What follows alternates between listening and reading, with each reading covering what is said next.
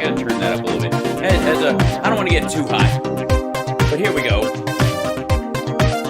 We're getting carried away. I just ran to catch it. I was doing a thing, and then whoops, here I am. Hi, welcome to the show. Sorry, hi, how you doing? Good afternoon, good evening, good day, good wherever you are.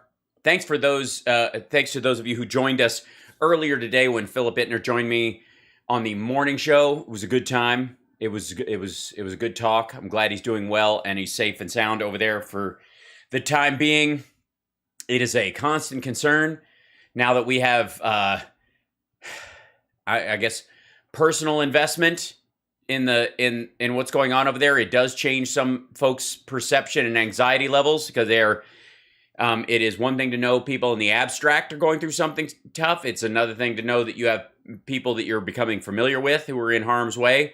And so to all of you who are sending love, support, and are nail biting about Philip, we will keep you apprised of all things that we can, and keep staying in contact with him over time. The chat with Phil was great. You guys need to, I know there's a bunch of Steph heads in my audience. You guys need to bomb her chat with have Philip Ittner on as a guest and tag Chris Lavoie and Travis in that conversation so they can book him. And if they have his contact, I know they do because I sent the info to Chris and them. So they can definitely do this, and I think it would be a lovely thing. So if you guys who are in her chat, that would be lovely. If you could, remind her, that would be good. And everybody else there, so they can organize this. So I think that would be a good thing. Technically speaking, a lot of people are in her live chat. I don't know where that is because I'm, as an insider on this, I'm always looking at it from a different side of the screen. So, Steph doesn't have to be there. It could be when they've got fill-in people. You know what I mean? But there you go. I just think it would be a good thing. He doesn't have to be there the whole time. It's just necessary. You get me? Cool. Well, I'm glad you guys could join me this afternoon. It's a Friday. It is. It's a Friday, and it's the 310 to Yuma as far as I'm concerned. And tomorrow, radio show, the HAL Sparks radio program, Mega Worldwide, will be on, as we always are. Philip will be also jumping in, I think, during that show as well. And then I hit the road to go to L.A. For a couple things, and then turn right back around and come back, and then go right back to L.A. on Monday, and then come right back around. It's going to be one of those travel weekends for me where things are insane. Where can we send letters or things? On my website, there's a contact address. That's my P.O. box, and you can send it there. Hope that works. All right, here we go. Oh my gosh, Kelly, supporting Philip and all the other voices fighting back. That's amazing. Thank you, Kelly, for that super chat. That's incredible. Kelly Bonvivant 44 says, whoops, it moved past me thing. Supporting Philip and all the other voices fighting back. Bless you for that. Okay, lots to cover today. We ended yesterday with the Hunter laptop thing coming down, but then there's been so much other stuff that we're never going to run out of stuff. And hold on, so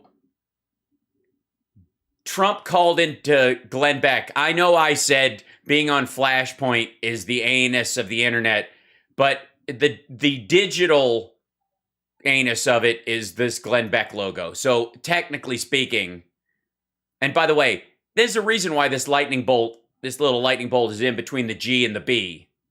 Probably something to do with daily they do something that they believe their own God would destroy them for. But in this particular, he called in and did an interview. I'm really fascinated by what this interview is going to tell. This is about, by the way. Oh, and I should grab this. Hold on one second. This is about the lawsuit. Let's see. Trump, Hillary lawsuit text. I should be able to find it in there. I was reading it earlier. Oops, crap. I typed it in the wrong thing. Sorry. That's my search. You guys see what my search choices are like when I'm in the wrong computer. Lawsuit text. hold on, because I was reading it earlier this year. Blah, blah, blah. Trump's lawsuit is projectable. This is 3 days ago. Sue's, yeah, there we go. And now let's see. Hopefully, Post will have a copy of it. A lawsuit filed March. Yeah, here it is. Okay. All right. So this is off of this is the actual. Oh, it's so good. It's a shit ton of dumb, and it's basically a grievance paper. None of this. It's supposed to be it's supposed to be a RICO lawsuit. Foof. But it's.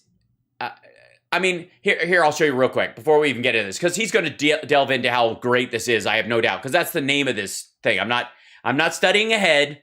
Trump details the very strong, in all caps and quotes, case to sue Hillary Clinton. Okay, there we go. Sue in all caps. This is his lawsuit right here. This is the thing about it. And he's suing everybody. It's not just Hillary. He's suing the DNC, their corporation, Perkins Coie, Michael Sussman, Mark Elias, Debbie Wasserman Schultz, Charles Dolan, Jake Sullivan, John Podesta, Robert Moon, it's like as a list. Bruce Orr, Nellie Orr's wife, Christopher Steele, probably for having sex with Ivanka before he did.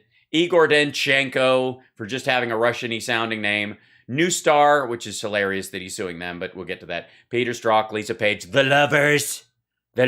Oh yeah, we got a level 4 hype train happening. Twitch.tv/HalSparks. Don't forget to subscribe. If you have Amazon Prime in your life, it doesn't cost you a dime. You get a free month for all these things. You could just keep redoing it. There you go. All right. So there's a bunch of this shit. All right. Under the guise of opposition research, data analytics, and other political stratagems, the defendants nefariously sought to sway the public's trust. Oh, did they now? So Trump is suing someone because they allegedly nefariously sought to sway the public's trust. You mean like hiding an affair you had by paying hush money so that the public doesn't think you're a philandering prick who had an affair with a porn star while your wife was home with a 4-month-old? Yeah. They worked together with a single self-serving purpose. I don't know that you can have a single self-serving purpose, since there are so many selves. Okay. To vilify Donald J. Trump. Dun, dun, dun! Apparently it is illegal to vilify someone, says the guy who had a shit nickname for everyone he was running against. Indeed, their far-reaching conspiracy was designed to cripple Trump's bid for presidency by fabricating a scandal that would be used to trigger an unfounded federal investigation, which, of course, would only be true if he was elected, and this is all during a campaign, and opposition. This is no guarantee that it wouldn't help him in the campaign. This is all right. Meanwhile, this fucker, this is basically to counteract the Zelensky call and distract, hey, we got a hype train. Yay! Hype train. Thank you, Stargal. 843 subs. It's closing in on 1,000. I'm very excited. Okay, and ignite a media frenzy, because Trump has never been interested in igniting a media frenzy. I'd love to have Noel on. We'll work that out. I'll reach out to him on a morning show. That'd be nice. The scheme was conceived and coordinated, carried out by top-level officials of the Clinton campaign and the DNC, including the candidate herself, who was rubbing her hands and cackling like a witch while eating pizza in the basement of a drunk on adrenochrome. Right, okay. Anyways, a lot of this is just grievance work. Sorry, but a shit ton of this isn't illegal, even if you think it should be. It just ain't. While the multi-pronged attack, which was self-serving, was underway, the defendants seized on the opportunity to publicly malign Donald J. Trump by instigating a full-blown media frenzy, which they were... What was this media frenzy part back? They ignited it back here, and then they instigated the full-blown one down here. They're just doing this with these people having sex. All right, anyways, you get the point. This is his bullshit thing. It ain't nothing. There is no fucking way that any court in the land will take this genuinely seriously. And again, based on what? What kind of America do you want to live in where some dipshit could sue you for this? For being cunning or something, I guess, because that's all he's really alleging. They made up stuff about me. You're kidding, right? Show me the Hunter Biden laptop. Show it to me. Show me the laptop. Show me the laptop. It's not going to happen. Here we go. Hello, Glenn. How are you? I'm good. Hello, Glenn. How are you? President Trump, how are you? Hello, Glenn. How are you? I'm good. Thank you for coming on and talking about this. You are some of the claims in this suit, the RICO conspiracy, injurious falsehood, conspiracy to commit. Injurious this motherfucker. Injurious falsehood. Donald Trump is suing someone for injurious falsehood. Injurious falsehood, malicious prosecution. Malicious prosecution. You can't sue a campaign that happened before the election for the fact that you got impeached after the fucking fact. Computer fraud and abuse act, theft of trade secrets, the list goes on. Theft of trade secrets. That's what this boils down to. It's copyright infringement. They tried to make up shit about people, and that's my job. They called people nasty names. That's how I made my bones. I'm suing you for copyright infringement. This was all a part of their big plan for industrial espionage. On and on and on. This is really not... Is this about the 2016 election, or is this really about what they did to you this whole time? Yes. Is this a lawsuit about the 2016, or are you just whining in legal form? Since you have these guys on retainer, you're like, type something up. I'm paying for this stuff. Well, I think it's about everything. It covers a lot of territory. It was totally corrupt what they did. If this were done, and you know this perhaps better than anybody else in the universe, if this were... Why would Glenn Beck know better than anyone else in the universe? What? In the opposite way. As you know, they spied on my campaign. Hold on, wait. Back up. Did I jump forward or back? What's happening? If this were done the opposite way... They did to you this whole time. Well, I think it's about everything. It covers a lot of territory. It was totally corrupt what they did. If this were done, and you know this perhaps better than anybody else in the universe, if this were done the opposite way, as you know, they spied on my campaign. When I made that statement, everyone thought, oh, my God, what a horrible thing to say. No, it's just stupid. I didn't pearl clutch on that one. For the record, I was like, oh, this jackass thinks that because... we have the Russians' phones tapped, and he called them that we're spying on his campaign. Good Lord. I said Obama spied on my campaign, and the Democrats, and all. By the way, his own lawsuit says that some of this gathering of information happened while Obama was still president. As far as they bugged the White House, right? All right. Hell broke loose, if you remember. In fact, I put it out, and I don't think I've ever seen a reaction, which usually means they're guilty. In other words, no. Yes. Anytime you accuse someone of something and they get upset about it, it clearly means they're guilty. You know, like when you call Republicans racist to their face. They all just go, I'm not racist. I don't have to even respond to that. They didn't do it. It wouldn't have that kind of, but they spied. No, yes. You do realize he lost the election, and I guess technically speaking, he wouldn't be reacting like this and flipping out for a year if he didn't know he had lost the election. Following this logic, campaign. If this ever happened the opposite way, if I spied on Obama's campaign or on Hillary Clinton's campaign, well, yeah, it would have to be. Well, you'd have to have the skills to. Never mind. Oh, it would have been. It would have been treason. It would have been. Everything right up into the death penalty, and that may have been included too. Yeah, yes. They would have assassinated you for getting publicly available digital data and writing an op-ed or an Oppo research paper summing up your opponent. And yes, that's the kind of country you live in. That's America, according to Donald Trump. They would have murdered him.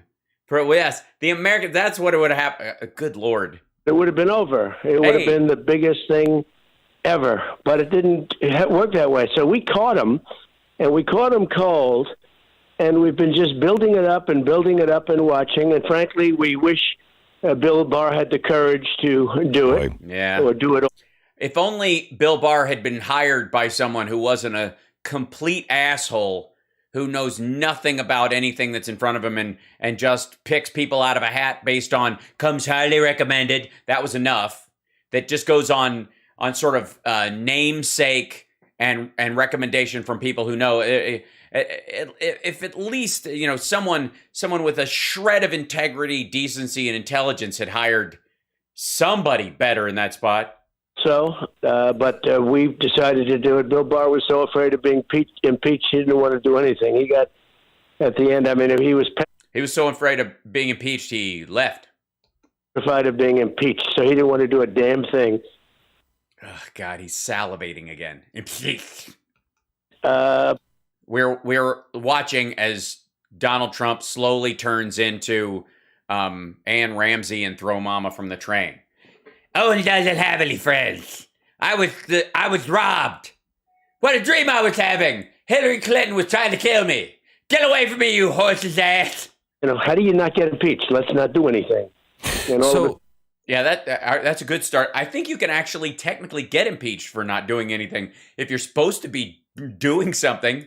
Executing the office of... All right, never mind. By the way, 666 people showing up in the chat. You know what time that is. 666 in the... Super chat, if you want to help out today, it's great. Take the $6.66 challenge or any variation thereof. You're not going to turn it down. No job is too big. No fee is too big. That talk started dying down. But we've been building this up for a long time. The Durham report, hopefully it's just the early moments of the Durham report came out. You mean the Durham report that hasn't come out? You mean the 2 indictments that are going to be totally thrown out? That are fucking nothing. And that added to it. Did it? It added to it. Yeah, this is like, he's entering like Mike Pillow zone, where like we've never been in a better position than we are right now. A lot of things are happening, but they all knew it. Look, Obama knew about it too. It wasn't... I know it, you know it, dogs know it. All right. It wasn't just crooked Hillary. But so we expect that names will be added to it as it goes along. But this is very... Yeah, why turn in a finished document when you can just kind of... Your Honor, we would like the ability to file a lawsuit and constantly amend it during the process.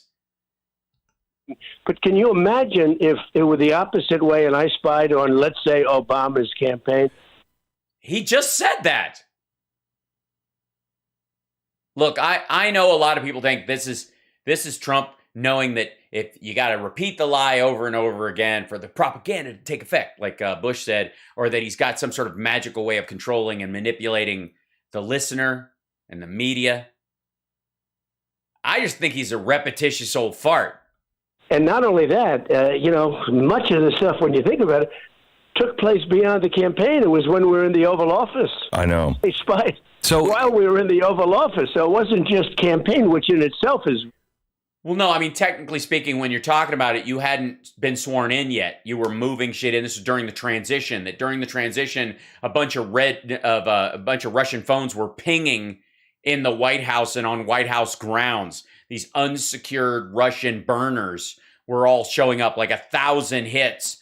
Whenever Mike Flynn and his fucks all started showing up to move in their paperwork, that it was weird. It just kind of spiked around that, right? Really bad, but it took place when we were in the Oval Office. So yeah, visiting, not you're like looking around, talking about drapes. You hadn't taken the oath of office yet. The problem here is nobody ever pays for anything. Yeah, nobody ever pays for anything. Well, the taxpayer did. The taxpayer paid for 300 years of presidential salary just so that Trump could go golfing at his own properties. So I guess some people do pay for people, but basically the argument is, I guess Glenn is going to make, is that this thing is not going to actually go anywhere.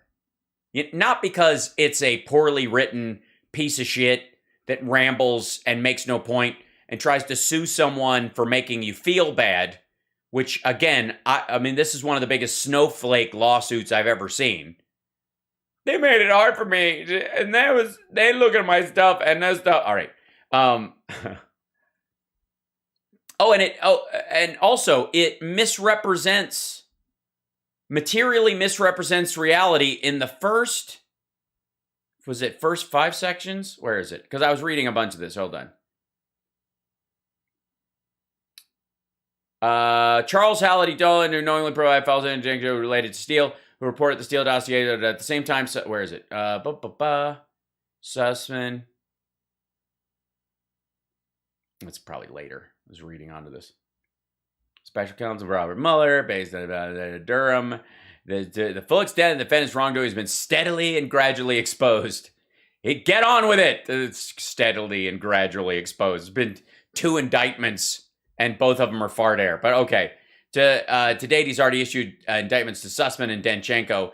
And, for proffering false statements to law enforcement officials. As outlined, okay, so that's Danchenko for proffering false statements. That's not true. The FBI agent said they never asked Danchenko if he was working on his own, or Sussman if he was working on his own, saying this. He didn't misrepresent why he was there. He had every right to be there and go, look, my client doesn't want to go after this asshole, but I do, because this asshole's a criminal. In short, the defendants, blinded by political ambition, orchestrated a malicious conspiracy to disseminate patently false and injurious information. The injurious information, of course, is not false. That's the real shit. Patently false. He's a Nazi. Right, so that'll be like, we dismiss that out of hand. The shit about the Alpha Bank server, that's injurious. We don't need that getting out. Again, you can't leak a lie. So Donald J. Trump and his campaign, all in the hopes of destroying his life, his political career, and rigging the 2016 presidential election in favor of Hillary Clinton. How do you rig it? You can't rig an election through campaigning. When their gambit failed and Donald Trump was elected, the defendants' efforts continued unabated. Well, they were definitely abated. Because I guess technically they weren't in office. Merely shifting their focus to undermining his presidential administration by getting him to hire Rick Perry and Jeff Sessions and Bill Barr. And they totally undermined his administration by suggesting he hire all these assholes. Worse still, the defendants continue to spread their vicious lies to this day as they unabashedly publicize their thoroughly debunked falsehoods in an effort to ensure that he will never be elected again. The deception, malice, and treachery, which, by the way, technically deception, malice, and treachery, I think all covered under the First Amendment, just free speech, perpetrated by the defendants has caused significant harm to the American people. Oh, I didn't realize we all had standing. I didn't realize this was a class action lawsuit on my behalf. And to the plaintiff, Donald J. Trump. And they must be held accountable for their heinous act. What does he want? He wants, he's broke as fuck. He wants his legal bills paid. And then the parties are like, him, the plaintiff, and then he just lists all these people. It's just a listing and a listing and a listing. And then this is the whole thing. And then they go through this whole thing. This is the... Oh, good. Yeah.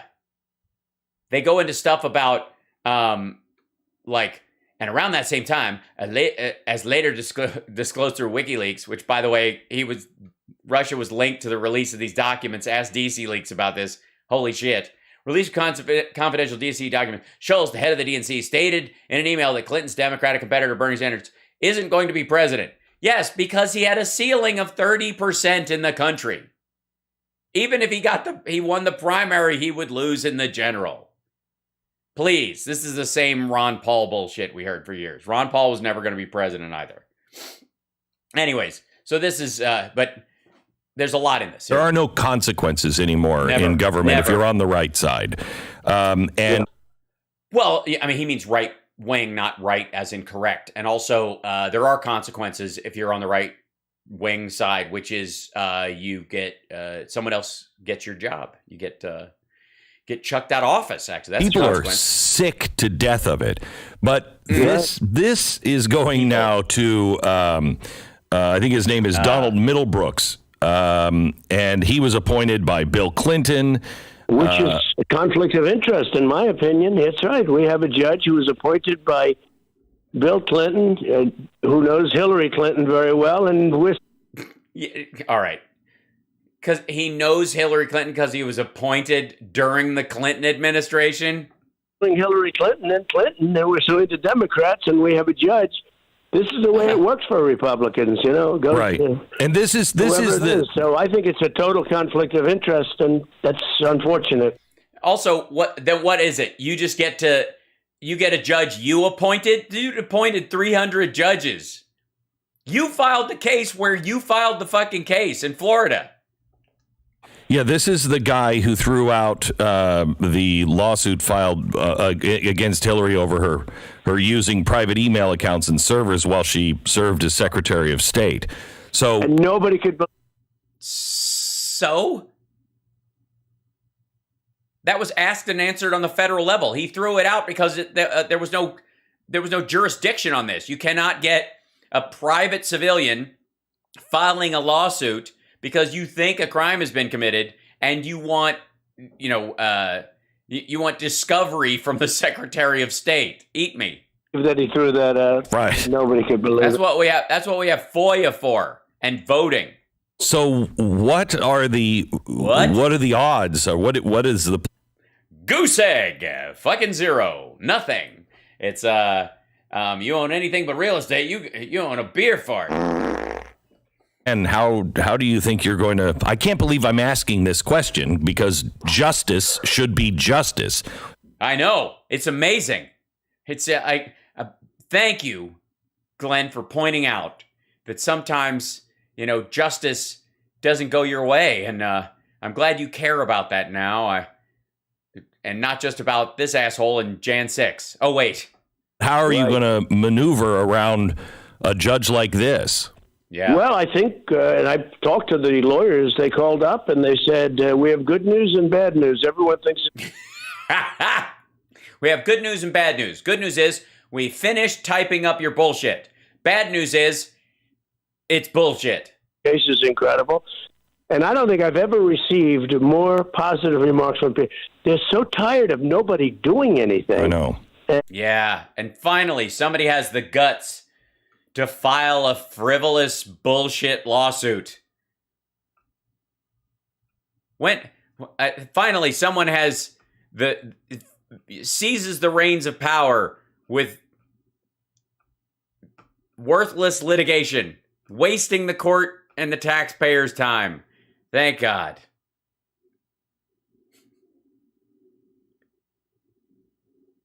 Weird. It's filed out of Suite 240 in Bedminster, New Jersey at 1430. You mean from his actual golf place? Does she work out of there now?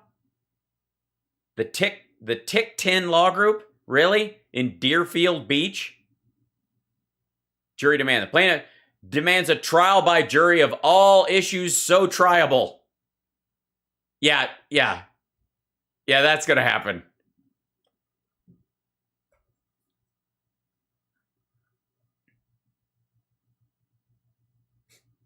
At all material times, the above-named employees were all acting within the scope of their employment, performing work for their employer at the time of the tortious?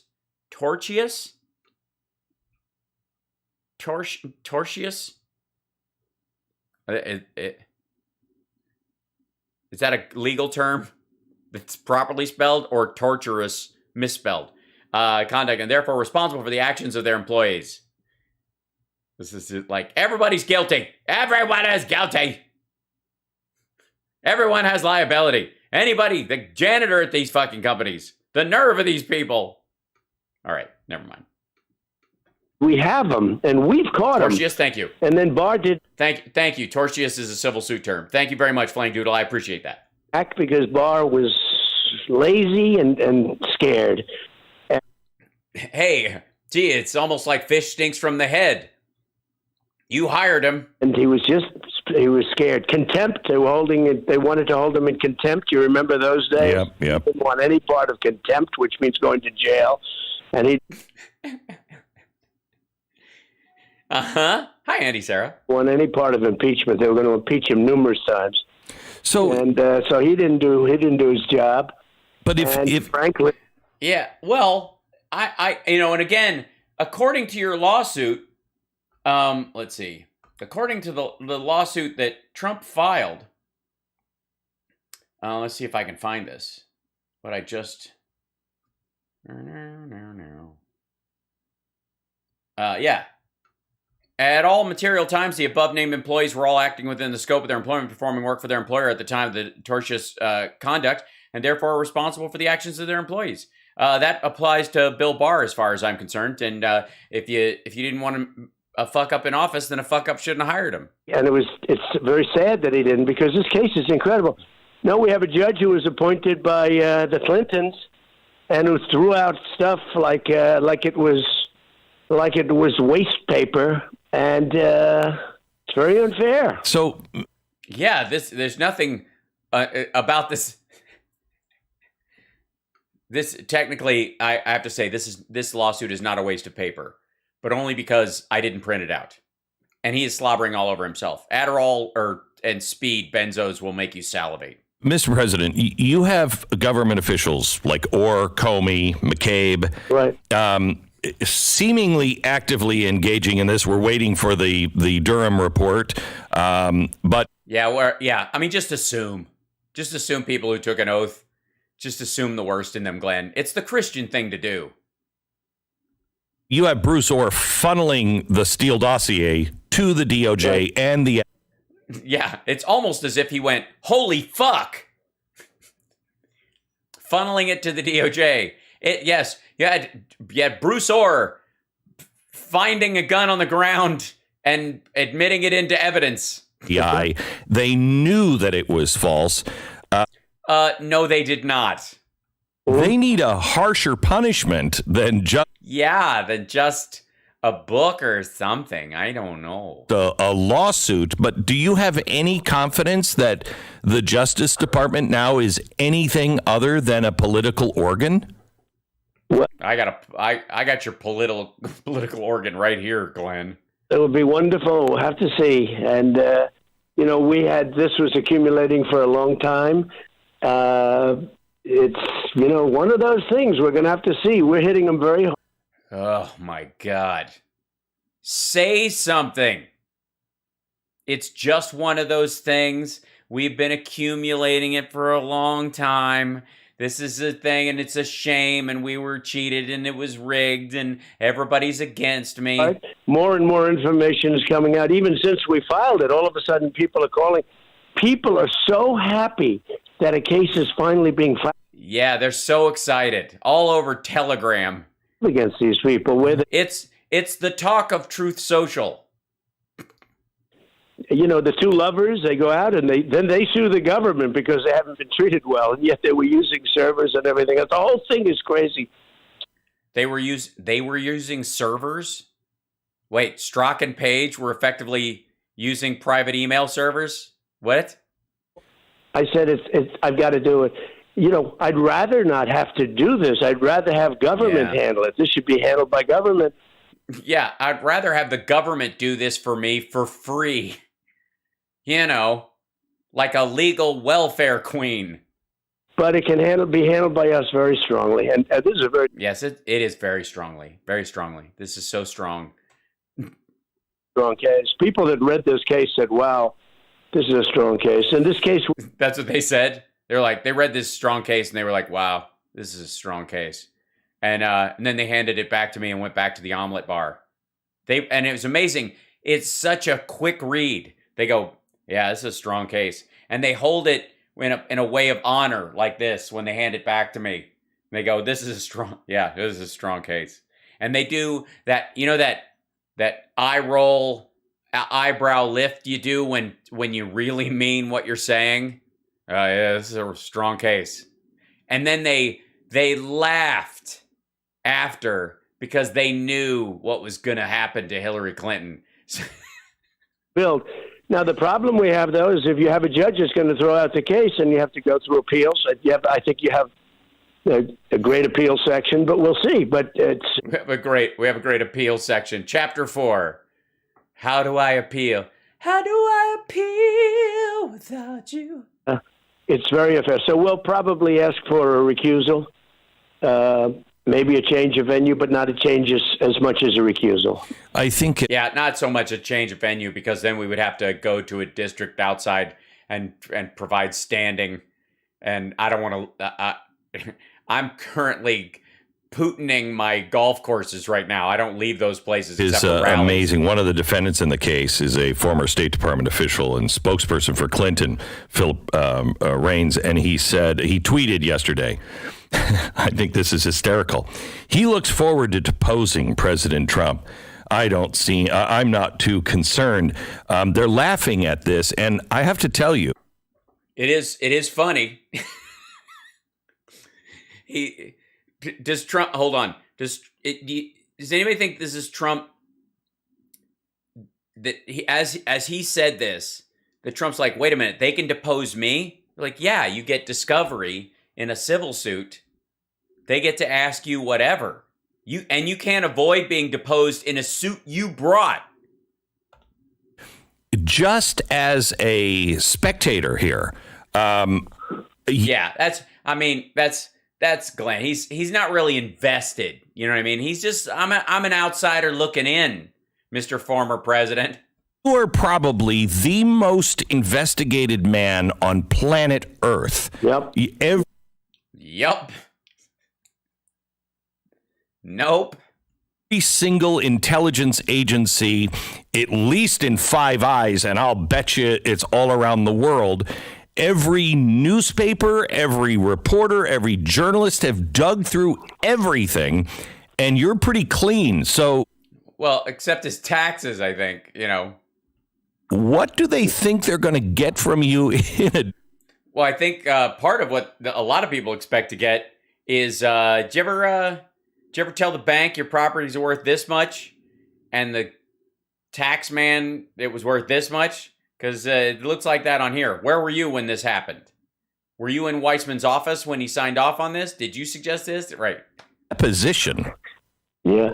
Beyond pretty clean. I have a friend, a very successful guy, said... Oh, he said, you must be the most innocent person in the world.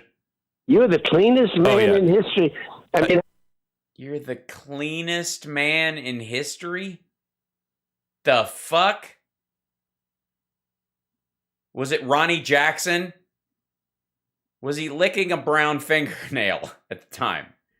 This, where Paul Weiss, a big law firm, that's a total Democrat Hillary Clinton firm, sends one of their partners, Robert Schumer heads it, or one of the big partners, Robert Schumer, that's Chuck Schumer's brother, sends one of their big partners into the Manhattan DA's office, take 2 of our people and 3 of our people, you tough, smart young guys, and go into the Manhattan DA's office. Never happened before, because they have hundreds of lawyers, do a good job. They took their partner, top guy, an anti-Trump, a Trump hater, like you wouldn't believe. All of them. Oh no, I would believe it. I mean, that's one of those things. Hey, we got 1,000 people in the chat. Thank you very much. $10 chats. It's a good thing to do right now when we have 1,000 folks in, if you feel like it, if you want. Massive contribution, one of the biggest donors, that firm, to Hillary Clinton, put him in the DA's office. Oh, and Pliable Stats thinks that this is apparently, for some reason, thinks that this is a cupcake interview, and I think that's wrong. I don't think that's the case. Let me. I don't know if that is possible or not. It's get the fuck out of here.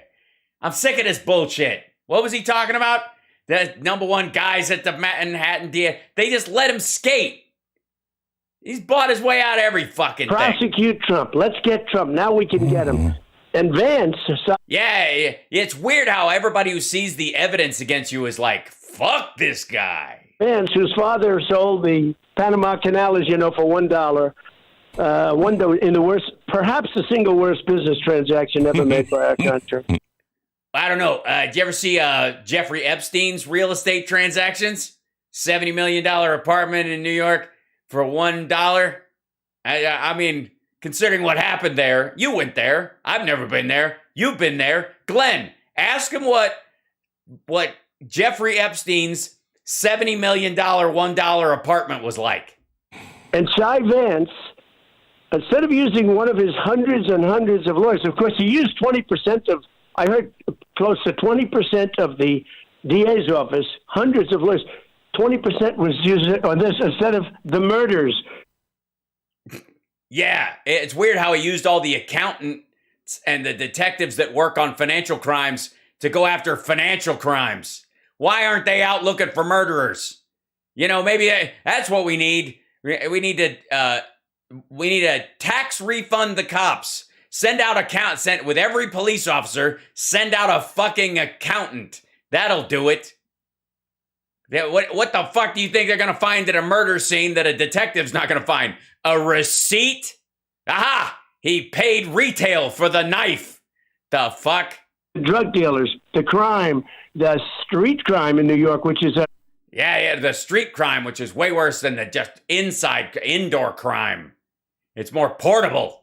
Record level. I know. They were all focused on getting Trump. But how would you like it? And in all fairness, the new gentleman who came in, Alvin Bragg, who is a considered liberal, he looked at this thing, and I mean, I'm reading the papers, but what he said is such an honor. Wait a minute, you're reading the papers?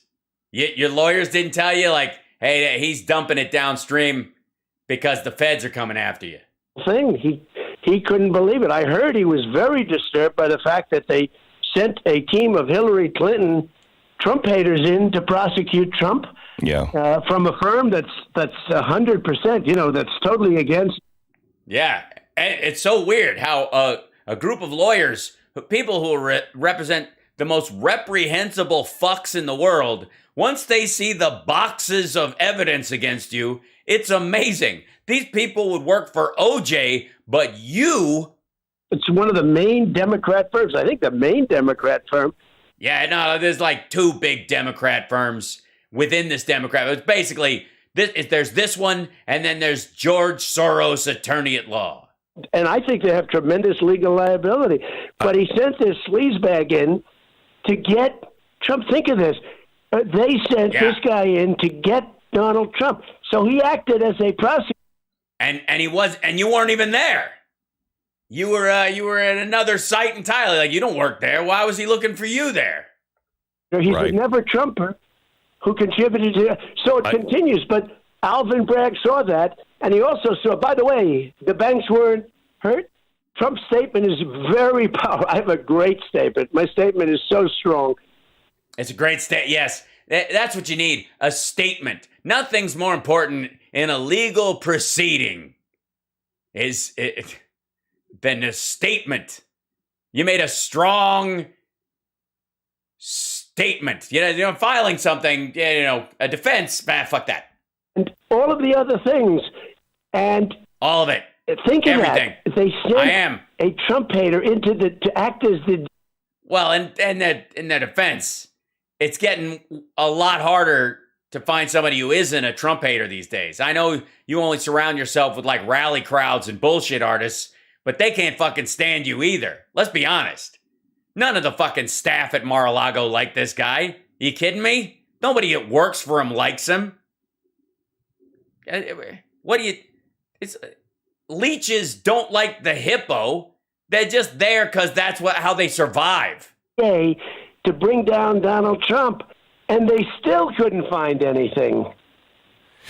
No, that dude just quit because they did find a bunch of shit, and they're not going after him. He's pissed.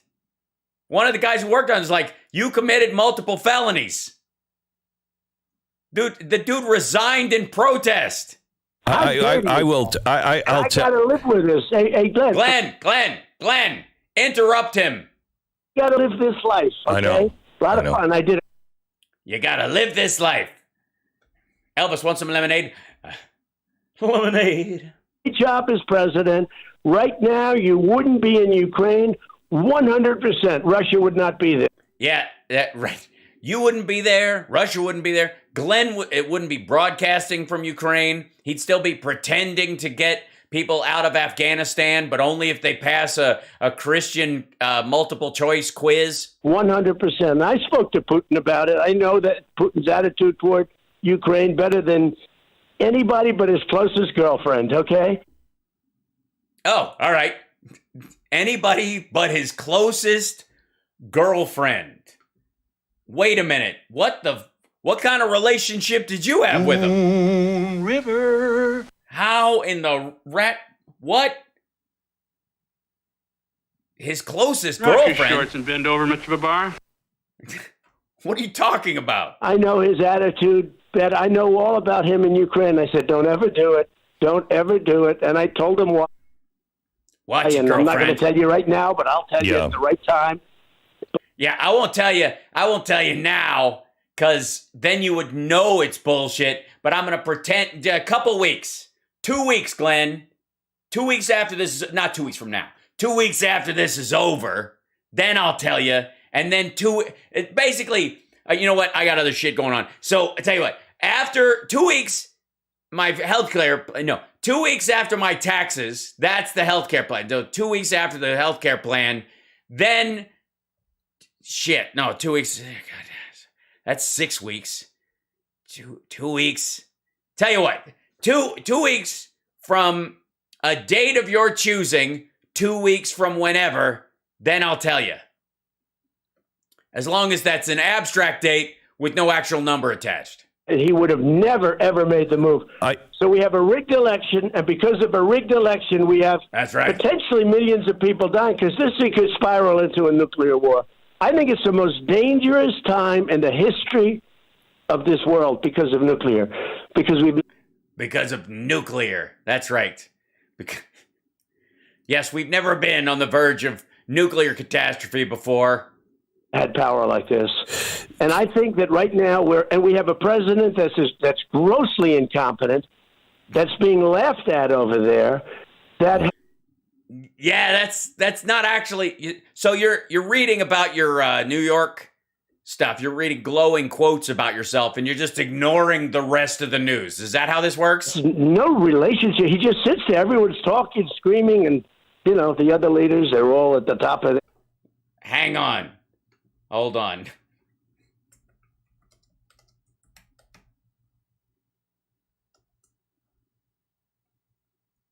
They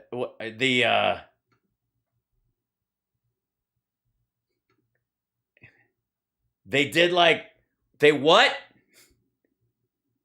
They fucking what? What are you talking about?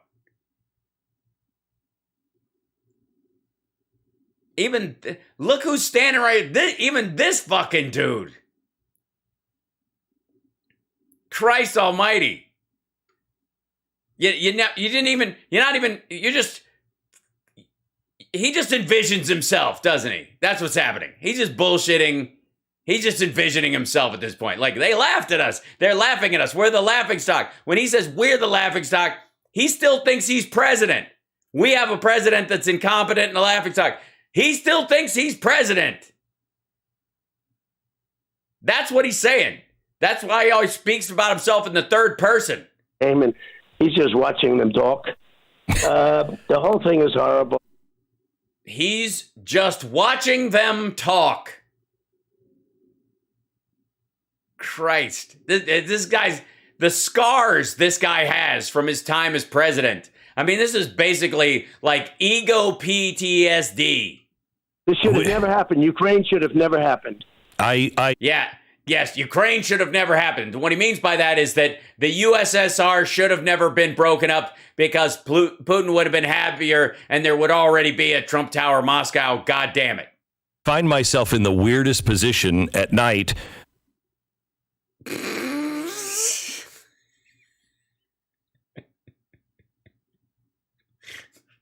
You don't say. I'm sorry, you what now? It should have never happened. I find myself in the weirdest position at night. Uh-huh. Wait till 2 weeks from now. I'm praying hard for the health of this president because I think Kamala Harris would be even worse than this president. Yeah. Kim. When she laughs she laughs at everything. at the immigrants. And my gosh. They call them immigration. It's immigration. Yeah. And you see people coming in on stretchers with their arms cut off, with their face smashed, and horrible. What? What's this story? What the hell? At the immigrants. And my gosh. They call them. She laughs at the immigrants. All right. Yeah, I'm with you. I know you guys have a problem with her laugh. And then what? Immigration. It's immigration. Yeah. And It's immigration. And then what? People coming in on stretchers with their arms cut off, with their face smashed, and horrible. And she's laughing about it. I said, it's not the right person. Oh my God. I must have missed that video where they were carrying bloodied and amputated people past her on stretchers while she cackled at the sky. What? Kim Jong-un also tested a new... He never would have done this. I had a great relationship. We had beautiful letters. We were this close. Yeah.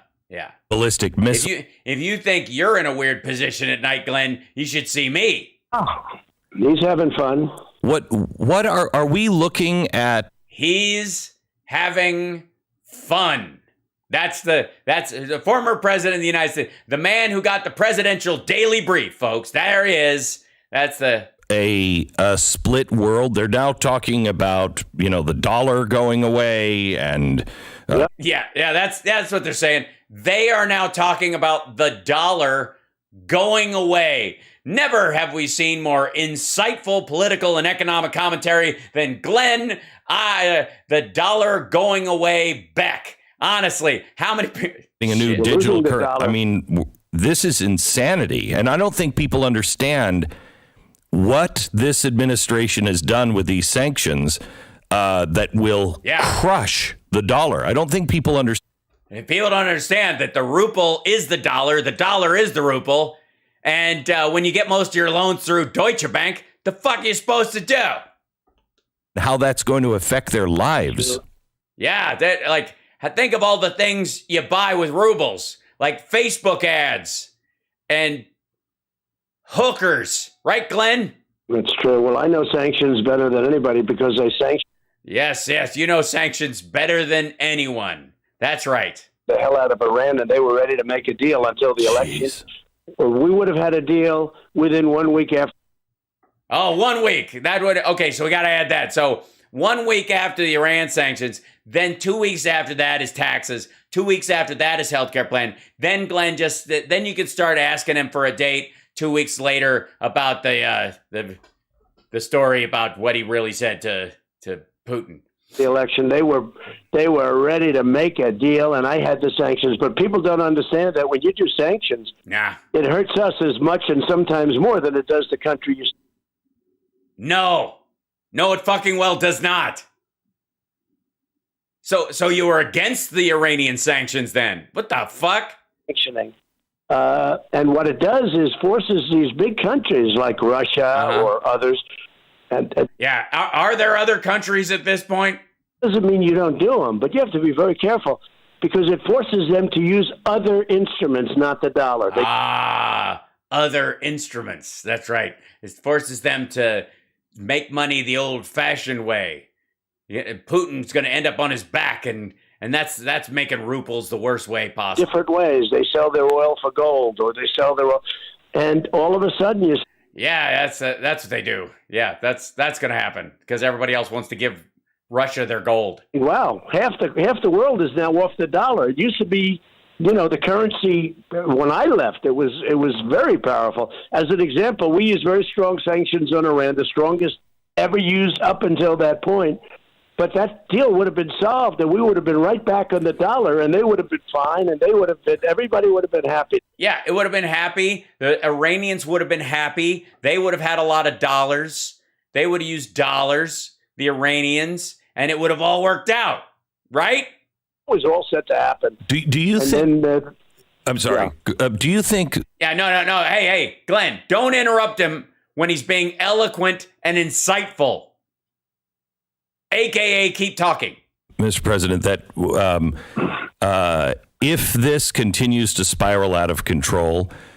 Yeah. How will we ever salvage it? Can you run back in and start throwing the levers on the presidency and right the ship with your genius mind? Tell us details about your plan. With Joe Biden threatening China, which is just a joke. Why? Why is it a joke? Oh, I know why it's a joke. Because you fucking think he's on the take from China, and you can't understand that doesn't fit your narrative that he's actually putting real teeth on the sanctions with them, and the threats are genuine there. So that doesn't fit. If he's on the take, it just seems like, Glenn, that you're full of shit. But do you think, I don't see anything standing in their way if we're busy over in Europe with this president of China just taking Taiwan? Yeah, that's brilliant. Yeah, it's a good time to do it. That's exactly what they're looking at. The entire Western world is pushing back on Ukraine being taken over by Russia, and they're like, this would be the perfect time. NATO is splintered. The Western world isn't interested in defending democracy. Let's invade an island nation that we lay claim to while American soldiers are on the fucking beach and Australian, US, and Japanese boats are circling the fucking thing. Well, except the only thing is that Putin's done very poorly, and she is looking at that, and he's saying, I'll bet Putin wished he didn't do that one, because that one is no. Yeah, that's what he's saying. I bet you he's probably elbowed somebody. He went, hey, third guy in command of a province that I'm probably going to have killed. Well, I bet he wishes he hadn't done that. Could not do well. Let's see what happens. The problem is, yeah, let's see what happens. We'll see what happens. Won't we see what happens? We'll see what happens. That's leadership for you. Nothing says I'm a strong leader with a clear and decisive vision like, we'll see what happens. The danger is, does Putin say, all right, now we're going to escalate into the next level of military, and you know what that is. Yeah, definitely. He's going to stop using lube. He would? The world is a little... Well...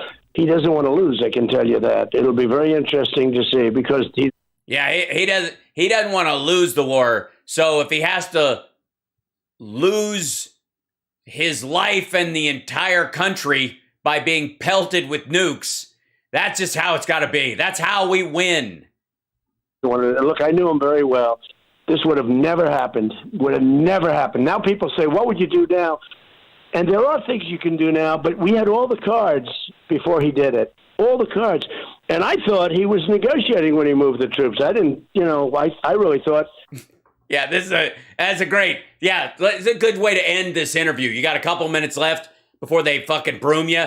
Tell Glenn that you thought this was all a fucking bluff.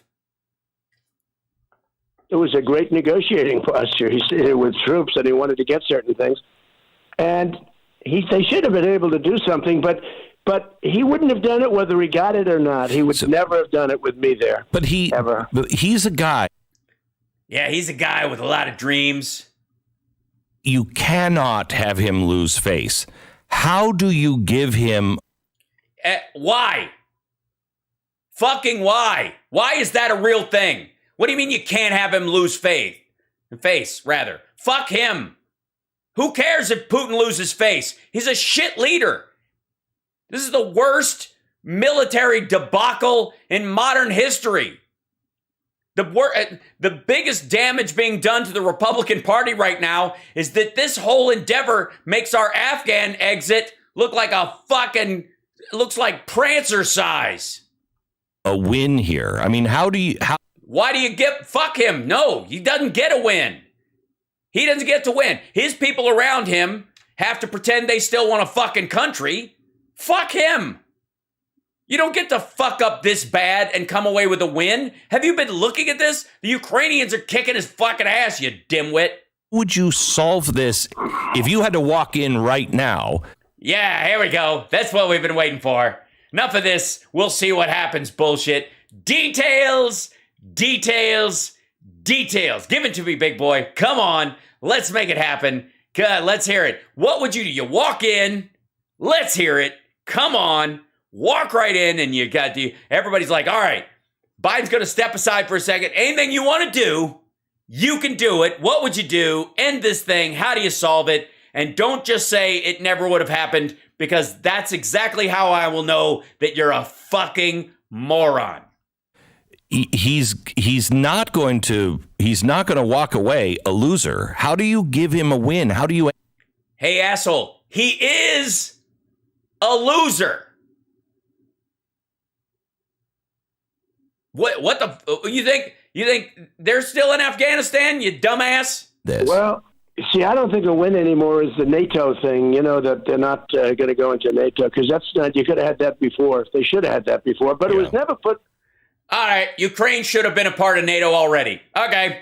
All right, so everybody who's saying that NATO encroachment is why Putin feels like shit, and Trump knows him better than anybody, and his solution was that we should have already put Ukraine in NATO. Fucking hell. By the way, your solution does not involve fucking time travel. Any suggestion that you come up with that involve infinity stones is fucking moronic. It was never put on the table. Right. There was nobody saying, let's do this. And certainly it should have been, because I guess they didn't believe, they didn't think he was really serious about doing it. Very few people did. Maybe nobody except. Who? Who are you talking about? You talking about Zelensky joining NATO or Putin invading? They didn't think it was serious, so they didn't want to let them join. The fuck are you talking about? Him did. And, I think he made a tremendous mistake, and on a humanitarian basis, it's as bad as anyone's ever seen. I mean, it'll take 100. That's not fucking true, dum-dum. There are still World War II vets alive. As bad as anyone's ever seen. There are people alive who were near Nagasaki, you dimwit. Used to rebuild that country, and they're knocking down buildings and things that are magnificent, old. We have in this country 200 years. So what you would do is we put you back in charge. We put you in the Oval Office. You get your hand on the fucking button, and you can throw all the switches you want. You're the Wizard of Oz again. And what would you do? Bitch about real estate. Buildings that we think they're great. Yeah. They have buildings that are thousands of years old. It's like. No. They don't. Ukraine does not have buildings that are thousands of years old. I do want some icing. That's true. Things that are very old and very beautiful. Yeah. Very old. Very old. Now they're very old and very bombed. What's your fucking point? What are you going to do? Well, and they're gone. They're wiped out. A lot of things are. Yes, we know what's happening. He asked you what you would do about it. You fucking chump. Yeah, a lot of, most importantly, the people, but. Yeah. I mean, there's some people there that are thousands of years old. Work and so much is just, the country is devastated. It's going to take 100 years to rebuild it.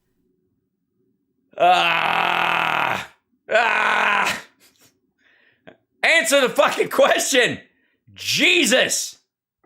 What country does he think Russia's attacking? Egypt? Christ almighty. Country. Mr. President, thank you so much. Are you... Wait a minute. Hold on. Look, Glenn has the look of a man whose soul has been destroyed.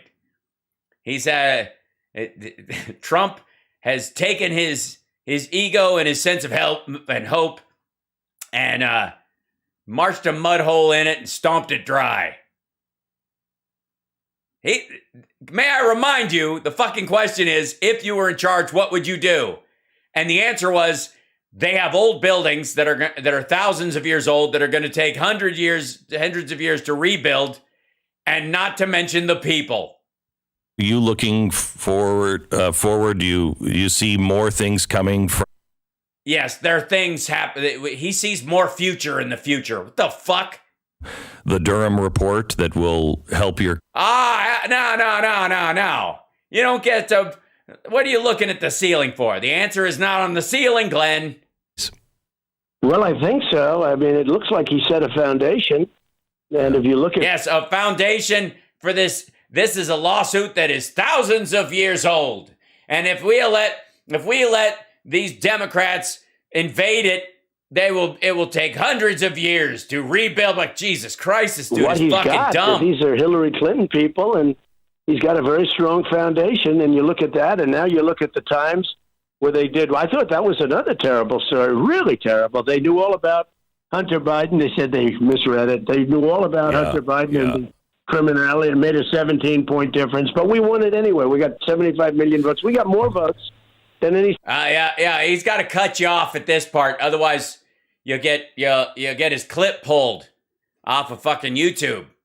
I mean, I'm going to report it right after I'm done. President has ever gotten. I was told if I got what I got the last time. Yeah. We got 12 million.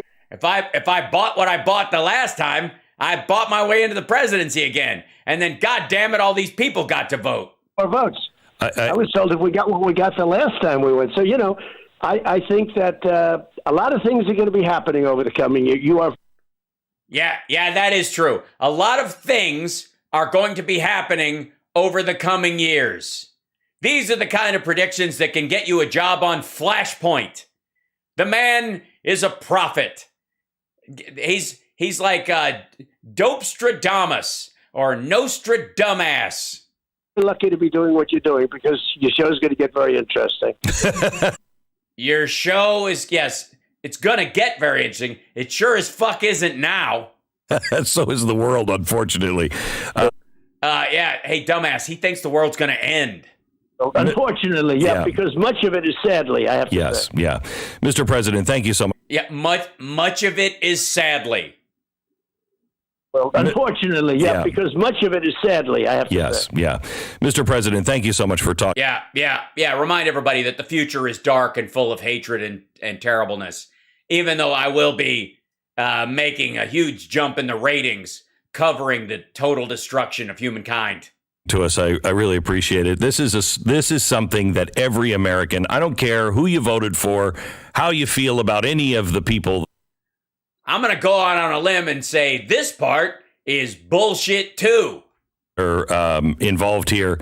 Every American should care what happened and the power that has been gathered. Spit it the fuck out.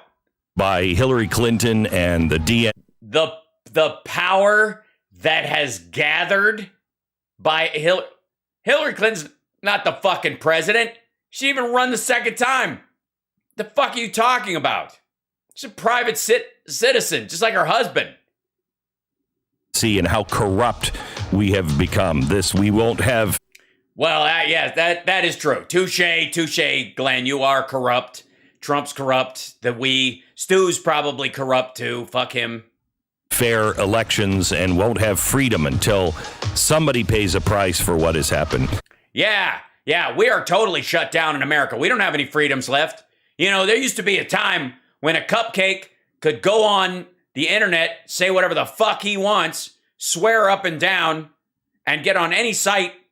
And I mean, if I wanted to, I could go total anti-vax. I could go total big lie conspiracy, make that sweet money on YouTube. But now they won't let me. So I got to go to BitChute and make chump change. That ain't freedom.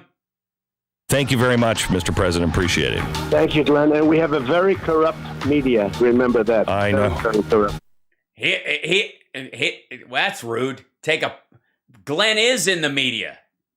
You gonna take a fucking pot shot at him on the way out the door? What a bastard. Next time we're on, I'll ask where the media is in the lawsuit. Thank you so much. God bless. Yeah, you can't sue the media, fucko. Freedom of speech. Again, I thought the left was supposed to be anti-freedom of speech. You want to fucking sue the news for making you feel bad? Good Lord. Hi, you're watching HAL Sparks Mega Worldwide. We deal with this every day. We go through this stuff. It's a joy. It's a pleasure. It's a lot of fun. Sometimes you get a clip that just falls into your lap and it takes up a lot of time. I have to increasingly start looking for shorter and shorter ones. But the problem is even the short ones are full of such a big gish gallop of lies that it ends up being, it doesn't matter how long they are. It used to be like a 4-minute video would take me about 20 minutes. A 15-minute video would take me about an hour or something. I was here for 3, shit like that, right? And now it doesn't matter. There's so much bullshit and all these. Speaking of which, down by the butthole of the internet, there's a show called Flashpoint. It's getting worse yet. All right. This is Eric Metaxas. And this is a former VP candidate, Palin, who is apparently in an Airbnb or a hotel lobby or something using the business center to, I guess, do her Zoom calls from. And she's on Flashpoint with Gene the Jesus Machine. And this is what they want you to know, okay? Okay. God is waking us up, y'all. God is waking us up. With Sarah Palin and Eric Metaxas. Metaxation. Oh, but my taxes. Now, I sped ahead. Let's see, I'll move ahead. He's going to intro people. Gene the Jesus Machine apparently is scaring the living shit out of Eric right now. Maybe he's jumping to a point that he looks genuinely frightened. She, on the other hand, looks like she's watching someone be set on fire. All right, so here we go.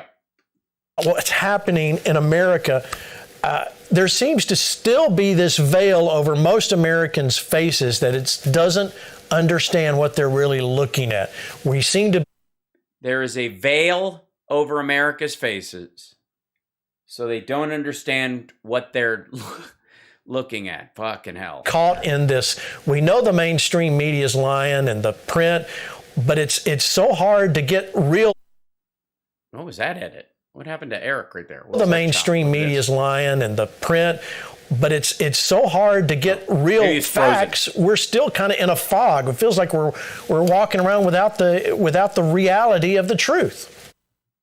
Yes, I would say that about you as well, Gene the Jesus Machine. I would say that's exactly what's happening. That you walk around in a fog, you have no idea what the truth is, and you're easily confused. Yes, and yes. Look at that. We're bridging bridges today. Well, it's very complicated. Oh, Julie, thank you so much. Been watching you from the beginning. You're the best, Al. Thank you. You kids. I think to sum things up, we are going through something that none of us has ever been through in our lives. You mean your life? All right. I mean, I gotta say this. Everybody's going through something they've never been through, because you've never been through this as you. So beyond the no man steps in the same river twice part of this is that if it's happening while you're an adult, you have adult responsibilities. It's very fucking different than if you're talking about the Cold War when you're a fucking toddler. Like, shut the fuck up. Secondly, apparently, what he's going through right now is his sexual affair with a George Washington bust that looks like the security guy on Deep Space Nine crossed with a bob haircut, and then all these leftover books on his easy chair in his office, which has been there from the very beginning. Many of you will recall. And he has, interestingly enough, have you guys noticed what's happened? You guys see anything missing from Eric's office? Those who were with us from the very beginning, we used to occasionally see Eric Metaxas on his own show. Some people in the chat will remember. Does anybody? I'm waiting for the chat to bring it up because it'll take a second. What has changed about Eric's background and what his room? Anybody remember?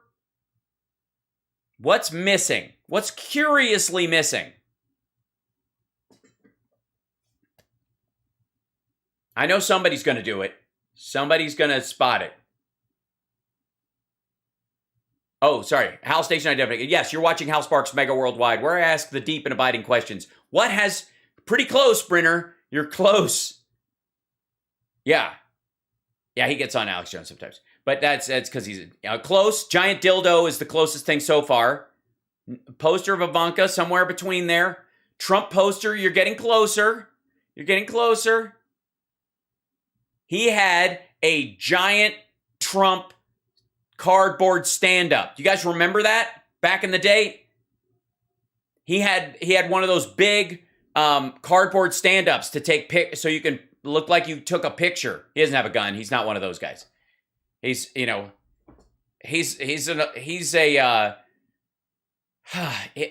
every one of these guys has a brand they stick to. I mean, they're kind of broad themselves into conservative principles, But this is not one of these gun swagger dickheads.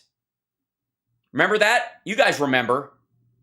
Yeah, unless you lived through World War II in Europe, like my parents did, none of us has ever lived through anything where we've been forced to reconsider the basics. Can I trust what the government says? Can I trust what? Wait a minute. That's not what we're living through right now. What do you mean? And the only angle that this makes sense in is, can I trust what the government says? Ukraine's got to be full of Nazis. They're trying to tell me that Putin is a bad guy.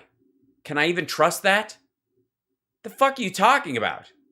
That was asked and answered during the invasion of Donbass and Crimea and fucking Georgia and fucking Chechnya. What are you talking about? The media is saying. Can I trust what journalism is saying? Can I trust what doctors are saying? We've never, ever had a crisis of confidence and a crisis of authority. I believe it's Yeah, but we've never lived with social media interfering with the messaging of everything and making all these people second guess. And there's been marauders in there literally trying to make people join anti-vax groups. Like, for fuck's sake. And there were anti-vax groups marching during the fucking Spanish flu. Healthy. It's the Lord's mercy waking us up. He's forcing us, as you said in your opening, to look to alternative sources, not to take everything at face value. So I really... Why would he do that? Why would God have to make you watch alternative media? Why don't you just pray for the right path and ignore the things of man and get on with your fucking life? You have your eyes on the Lord in the midst of this. Don't lose hope. Yeah, don't do that while you're driving, though. Just important safety tip. Know that God is shaking things. He's shaking everything that can be shaken. Everyone. Yeah, he's shaking everything that can be shaken. Look out. Why am I imagining a shot from the movie Airplane right now? Figure it out.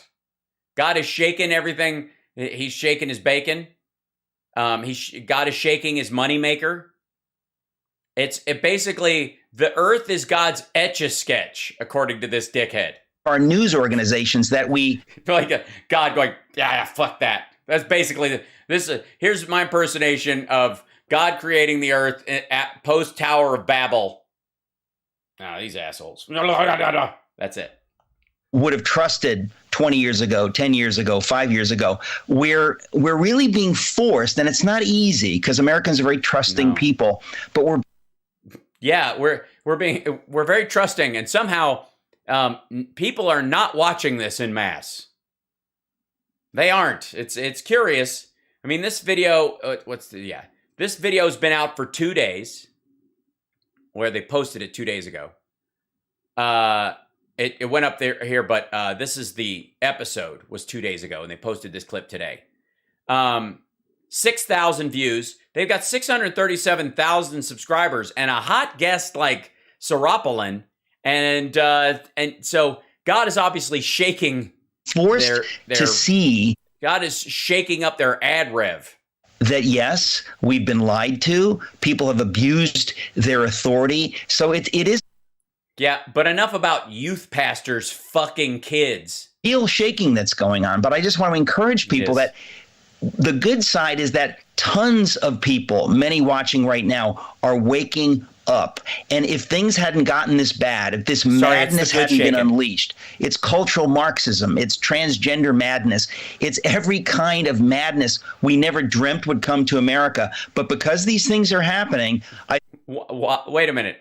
First of all, why is it madness? Secondly, what do you mean that we never dreamt would come to America? What do you think, it's going to start in Russia? What do you think, freedom and the pushing the boundaries of what it means to be totally free? A lot of people are going to come to faith. That's a Chinese Communist Party thing. What are you talking about? I think a lot of people who have already come to faith, they're waking up and understanding that I have a job to do. I have to stand up. Right. I have to use my voice. I have to shake my moneymaker. School my kids. Maybe have to run for school board. Maybe run. Wait a minute. You're going to homeschool your kids and run for school board. I would like to control the education system in my state. Do you participate in it? Fuck no. To be on the legislature in my state. Something good is happening, but there's just been a tremendous... Yes. Run for office. Call your representative. Raid a school board and bitch about craziness.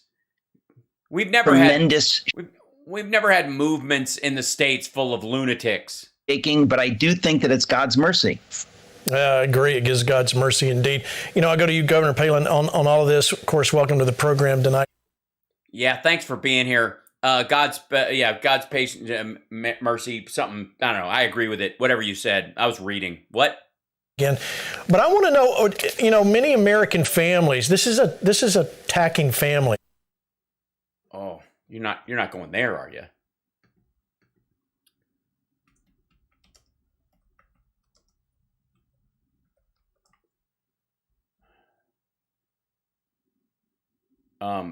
You're going to do this is attacking America's families, you're saying? Something, you know, this is they're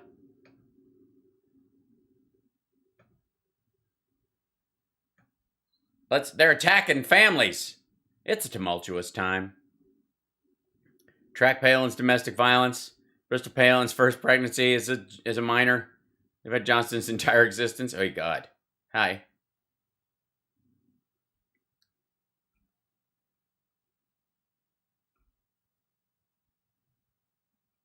Oh, I remember Todd.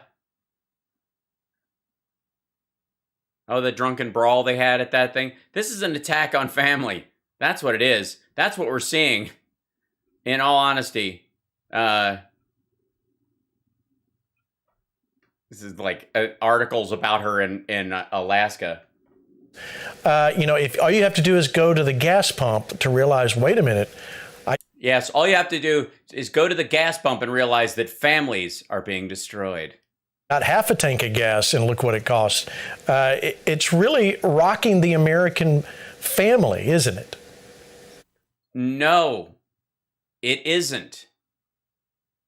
As a matter of fact, oftentimes during moments of struggle historically, families actually get closer when confronted with a greater threat in the world. For example, Vladimir Putin's desire to obliterate the fucking earth as a threat, or seeing what the Ukrainian people are going through, you start to count your blessings. I mean, you would if you were an actual Christian, I suppose. Well, it certainly is. And that's when people really do start paying attention, when it hits us personally in the pocketbook, or when we realize what our children are being fed in the school system. And we know. And by the way, she's against school lunches. I mean, I know they're not talking about that kind of fed, but I find it ironic. It just is not right. So, yeah, you know, all politics is personal and it is local. So these national and international issues that are going on that do affect our families here on the home front, here at literally at my kitchen table, then we really start paying attention. But, you know. All right, just for the record, the Russians have not invaded her kitchen table, even if she can see Russia from her house. There are no like Moabs landing in the middle of the souffle. I agree with you, and I agree with Eric that more and more people are becoming aware because, you know, this is prophetic, the time that we are in, that there would be just. What is there ever a time that isn't? I mean, I happen to personally think that human prophecy is bullshit in general, but if you do believe in that, was there ever a time when prophets were like, next 10 years, I got nothing. I honestly, we're just coasting. The Lord came to me in a vision.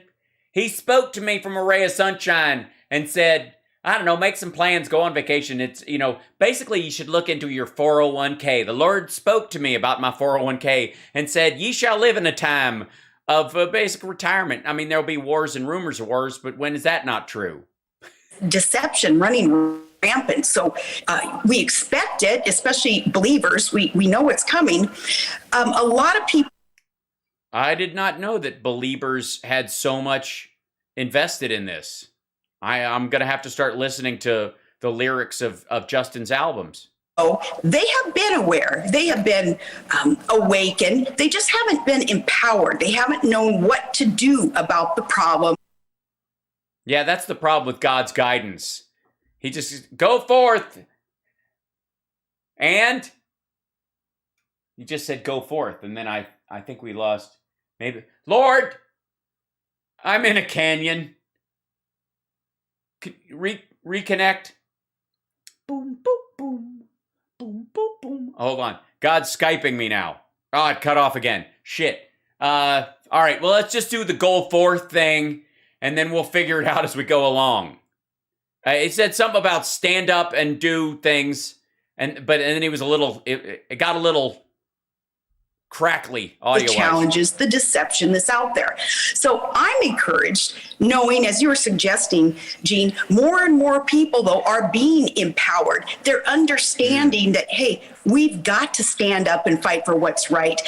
Yeah, we are being empowered, okay? We need to get in a truck and drive circles around Washington, D.C., creating a threat for the Secret Service to deal with, because they don't know if one of those could have a fertilizer bomb in it or something like that. And that's just the kind of distraction we need when we know the Russians and other malign actors would want to topple our government or foment unrest in that time. So this has never have people been more, slacktivism. People like me, when so much has been stripped from. There's no one like you. There is no one like Sarah Palin. They're honest to God. There just isn't. She's when God made her, it was covered in mold. So he broke the mold and he's like, underneath this is more mold. Forget it. By the way, you're watching HAL Sparks Mega Worldwide. Like and subscribe. Don't forget twitch.tv/HAL Sparks. Subscribe. Just give it a try. Just Twitch. You got Amazon Prime. It won't cost you a dime. Also on YouTube, like and subscribe. Give a thumbs up. Support the show. All that. Look, I did business talk. Also, you can support the show via Venmo up here, which is good. You just take a picture of that with your phone and follow the process. Get the app or whatever, and then you can buy me a cup of coffee. Because what the media has done to us and what politics has done. Mm-hmm. I mean, the things the media has done to me, and by media, I mean Pornhub and Crackle. All right. To us, we've got nothing to lose. Like Trump. No, you got a multi-million-dollar house there, and I'm going to go with tens of thousands of dollars worth of furniture, if that's indeed even your place. Right. We talked about this just recently, personally, on a personal level. He's got nothing to lose. He's going to keep on fighting for America. So am I. I think God allows us to go through some times where he sifts and he shifts and he lets some things fall away from us, though we perhaps didn't sign up for it and wouldn't have chosen it for ourselves, so that God can. Yeah. Does God have, which line do I get in for the good shit from God? Put us in a position to help empower other people. I don't know. Is it a template? The angle seems legit and the lights are off. So it just looks a little like it looks like a real place. Them too, no matter what it takes. I don't know. You're right. Maybe you're right. I'm looking at the edges of her arms. Yeah. It's a picture and she's all right. We have got to stand up and fight for what's right. Yeah, we know what's at stake here, don't we? We know that our country's sovereignty and our security, that's what's at stake here. That comes down then to our own families' safety, security, our prosperity, our health. So if you're concerned about your yes, also words. You're going to join this cause in fighting for what's right. And what are you nodding about, Eric? What cause for what's right? You mean just homeschooling your kid and running for school board, or driving a truck around DC, or just going forth because the Lord demands? What? Is there a link? It just says Flashpoint. Join the Flashpoint. Maybe that's what they mean. Love it. Yes, ma'am. We are going to fight for what's right. In fact, I want to get your... No, you're not, Gene, you dimwit. You're not going to fight for anything. You're going to continue to do this show and be a petty prick. Comments here, Governor Palin, on this. Yes, I feel seen. I'm going to play a short video here where Joe Biden tells you where he's putting the blame. Watch. It's going to go up. Can't do much right now. Russia's responsible. So Russia's responsible. Do you believe that, Governor Palin, or is there something else afoot? Yeah, she can see it. Since you can see it from your house. Now, I'm guessing she's going to say no. But I'm curious as to what her basis for that no is, other than the president doesn't want to take responsibility. Very, very pathetic that this comes from the leader of the free world trying to point fingers at another world leader. Here it is he. Yeah, that's sad that he's pointing fingers at poor Vladimir Putin. Terrible. Administration, they're the ones in control of federal permitting, regulations. Yeah, and there's 9,000 unused drilling permits. But that doesn't affect oil and gas in other countries in the world market. Transportation, all aspects of oil industry, and they're the ones who have shut it down. It has nothing to do with Russia, absolutely nothing to do with Russia. So that deflection. It doesn't. How so? So it's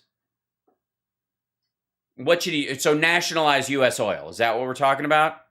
That deception, that's what Biden is known for. That's what this administration now is known for. And anybody who goes along with it, like the mainstream media still, they're part of the problem. No, it has nothing to do. So, look at even Biden's spokesperson, Jen Psaki, she gets up there and she says nothing that they have done has affected the supply, the demand, the price of oil, when everything they have done has adversely affected Yeah, that's a good point. The infrastructure bill drove up gas prices.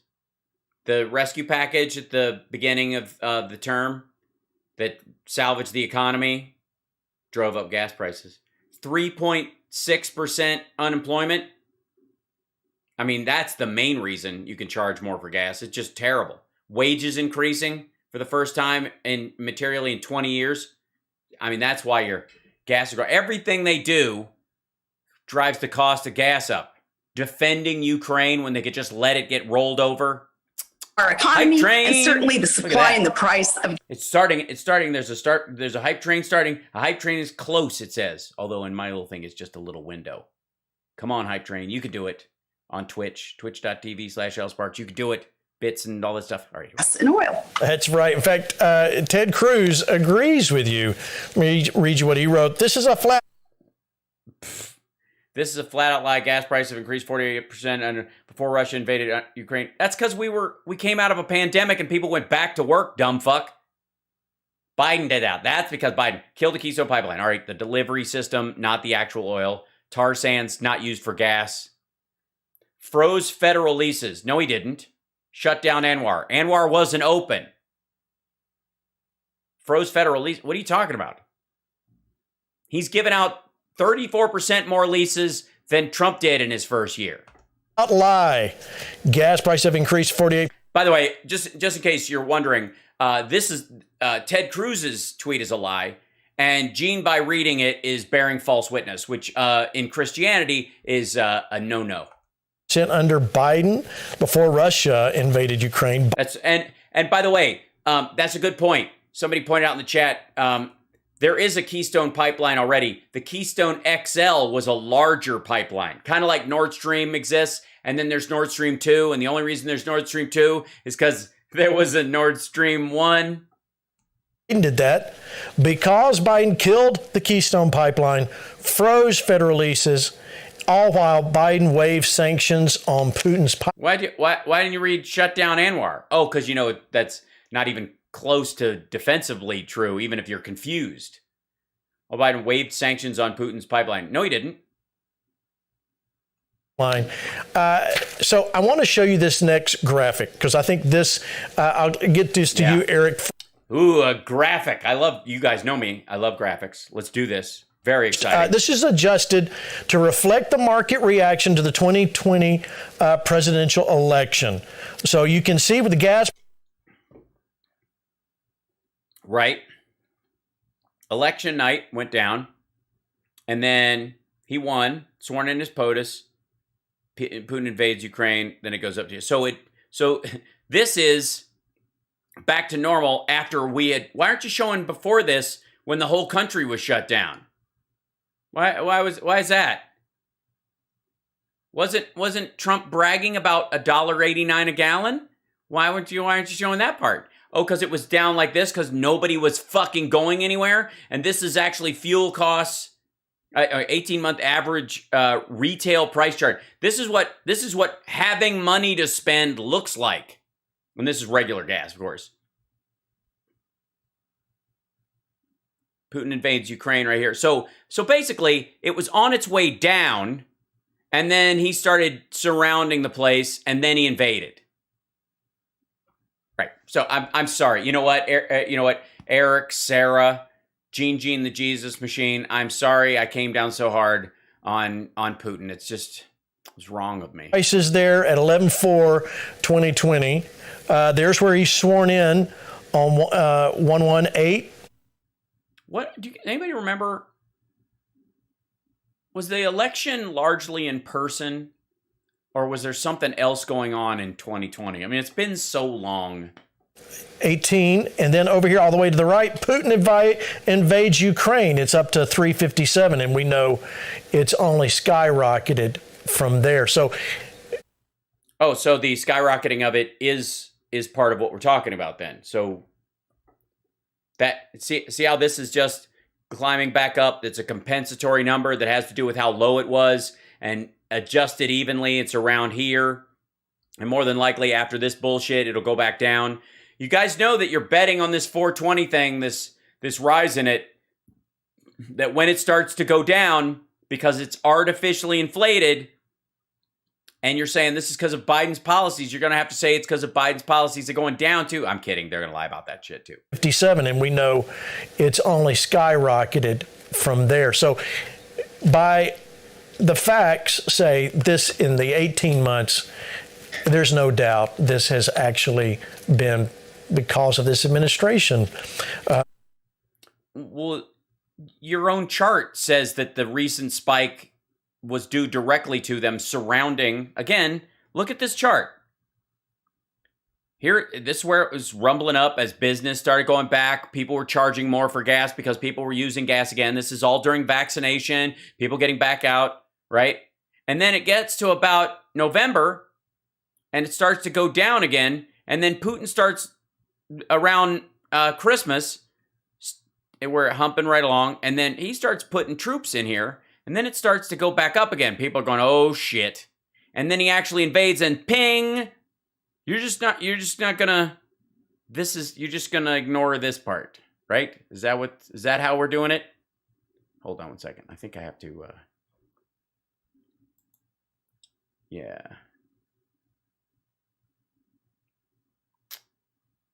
Oh, yeah, that's what it is. Okay, sorry. I'm going to try to do this. I'll see if it'll work, actually. There we go.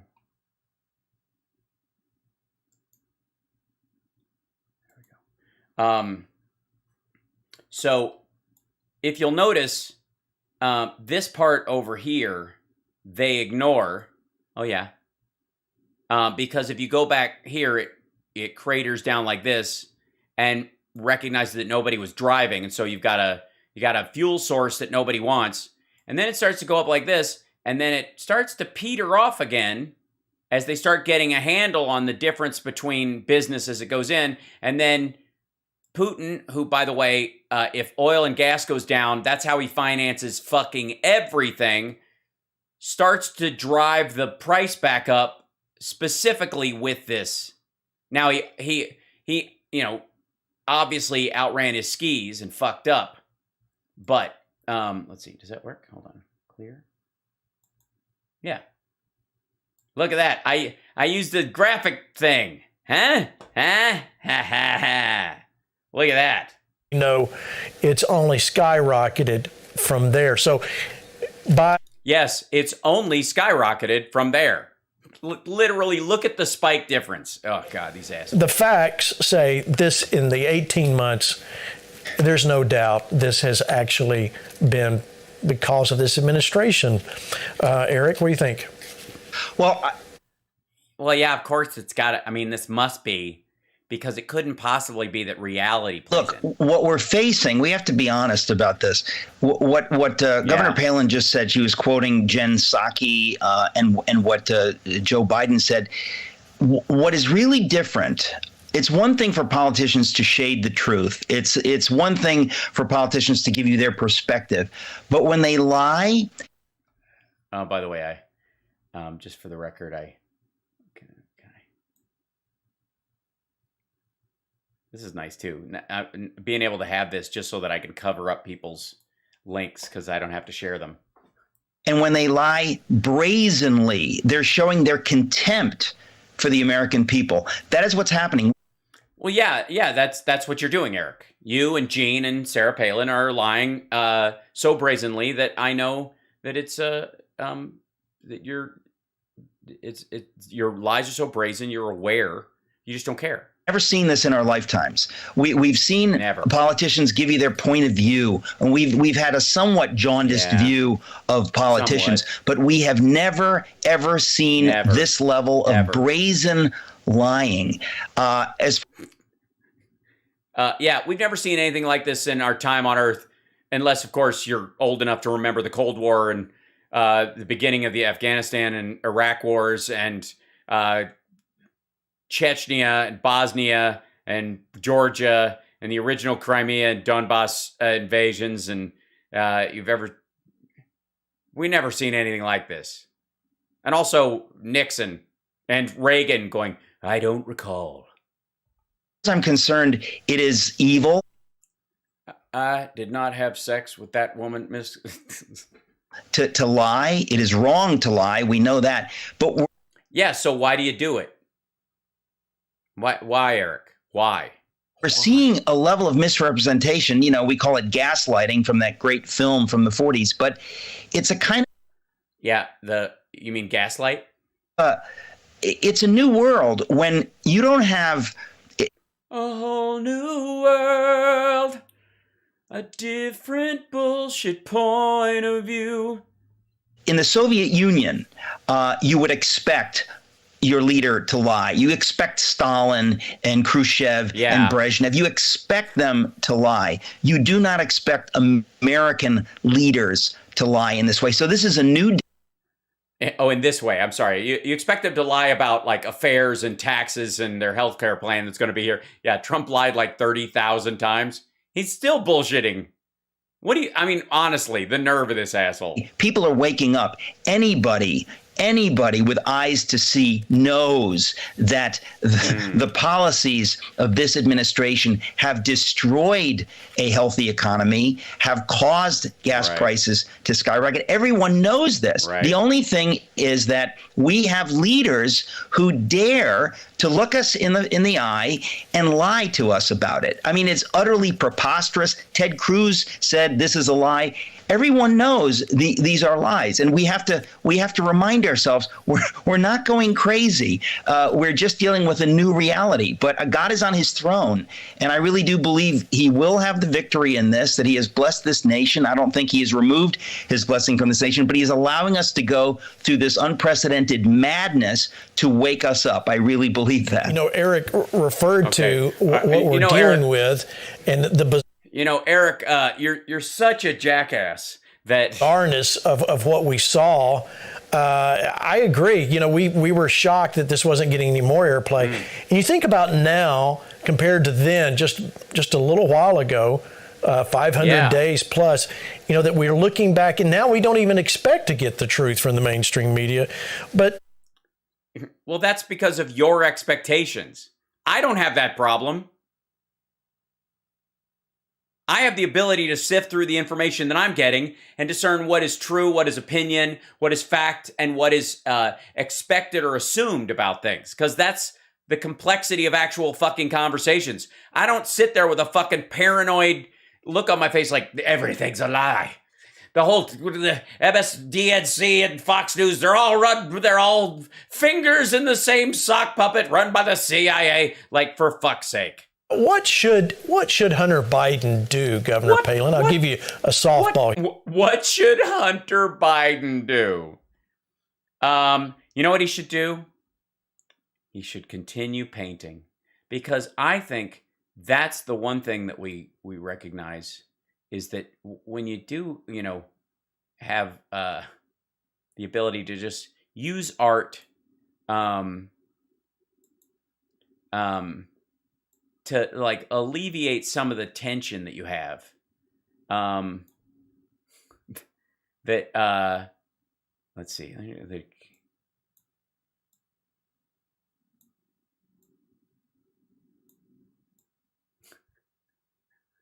there's some sort of scepter obviously right here because she's a wizard, and then he's obviously got snot running out of his nose. I'm sorry, that was wrong of me. Let me just. He's obviously got snot running out of his nose. Also, what we're going to do is on your sessions that we come in here with, we're going to do some staples right here. And we're just going to basically pull the hairline forward. And then we'll stitch some. All right, this is getting carried away. I'm sorry. Hold on. I need a button that allows me to shut this off. All right, here we go. What should he do right now with this? Well, we know what we would want and hope and pray that he would do. And first, though, Gene, when you no, we don't. What do we want? That he would go to jail for it or something? Is that what you're saying? Or that he would come out and go, Pop did something and please leave me alone? Allude to, oh, good. Finally, people are saying that this is going to be under the spotlight now, this issue. I'm trying to stay enthused about that idea, but look at everything else that has come under the spotlight, and nothing ever happens. Look at from Ben. Yeah, it's like the Lord is ignoring our pleas. It's like you're trying to call the Lord on your cell phone, and you're in a car wash, and the walls are they have 5G, and that makes you crazy anyways. To our people who are still in Afghanistan. It's one thing. We don't have people still in Afghanistan, you dipshit. After another where, Congress and our leaders, they'll get up on their high horse and they'll say, this is the spotlight. Okay, this is the issue. We're going to crack down. Nothing happens. There needs to be a change on all. I agree. I mean, Merrick Garland, go after Trump. January 6th, start handing out. I'm kidding. Levels there, so that we don't keep, having our hopes just dashed every time that we do think that. Yeah. Why does the Lord dash our hopes like this? Why? Why, Lord? After I swear to God, look, I read Job, and I gotta say, I'm calling bullshit, all right? Why? She was finally going to be addressed, and then it just is not. We're just giving lip service. Okay, the Hunter laptop is an issue then that should be so paramount in society today, so that we can get to the bottom. It should be so paramount in society today? What? Of it, and we can get this issue taken care of, because it leads to Ukraine, and it leads to Russia, and it leads to potentially World War III. What can be more important than that? So, yeah, I'm glad you. Yeah, I mean, it's so funny that it just like Hillary Clinton's entire presidency seemed to hang on the dick pics sent by Anthony Weiner on his laptop that got them in trouble and led to this investigation that didn't turn out to be anything. But imagine that a dick pic literally is what took down the Hillary Clinton campaign. And now a guy smoking crack while sleeping, because no Russian hooker paid to get compromising pictures of a president's son who has a drug problem would ever take a crack pipe and put it by the guy's face while he's asleep. Again, I don't care. Bringing up Hunter's laptop because it does need to be addressed. Yes. Yeah, it does. It totally does. Because, we're not here to forgive sin and help people find their way back after a difficult time. We're here to judge. The Lord is, that's why I'm having you on and Eric on, and that's why the Lord has turned me into a human fire hydrant. Does need to be addressed. Let's look at what Bill Barr said. Also, why the fuck did he just go, yes, it's true, the last thing you said? That seems to be Gene the Jesus Machine. I was very disturbed during the debate when candidate Biden lied to the American people about the laptop. Yeah. He's squarely confronted with the laptop, and he suggested that it was Russian disinformation and pointed to the letter written by some intelligence people that was baseless, which he knew. I'm sorry, you were in the DOJ. Did you see the laptop personally? This was a lie, and I was shocked by that. And fortunately, the DNI came out and said, no, it's not disinformation. The FBI said the same thing. The media ignored it. So when you're talking about sorry, what laptop? Dude who knew the president was unfit and yet didn't do anything about it and is like, oh, you got buy my book. Please. I can't think of anything more than that. Knowing what you know of the case, do you think that there is any legal liability for the president here? Perhaps not while he's in office. I wouldn't want to venture an opinion on that. Let me ask it. What, you just ventured an opinion on a laptop that doesn't exist?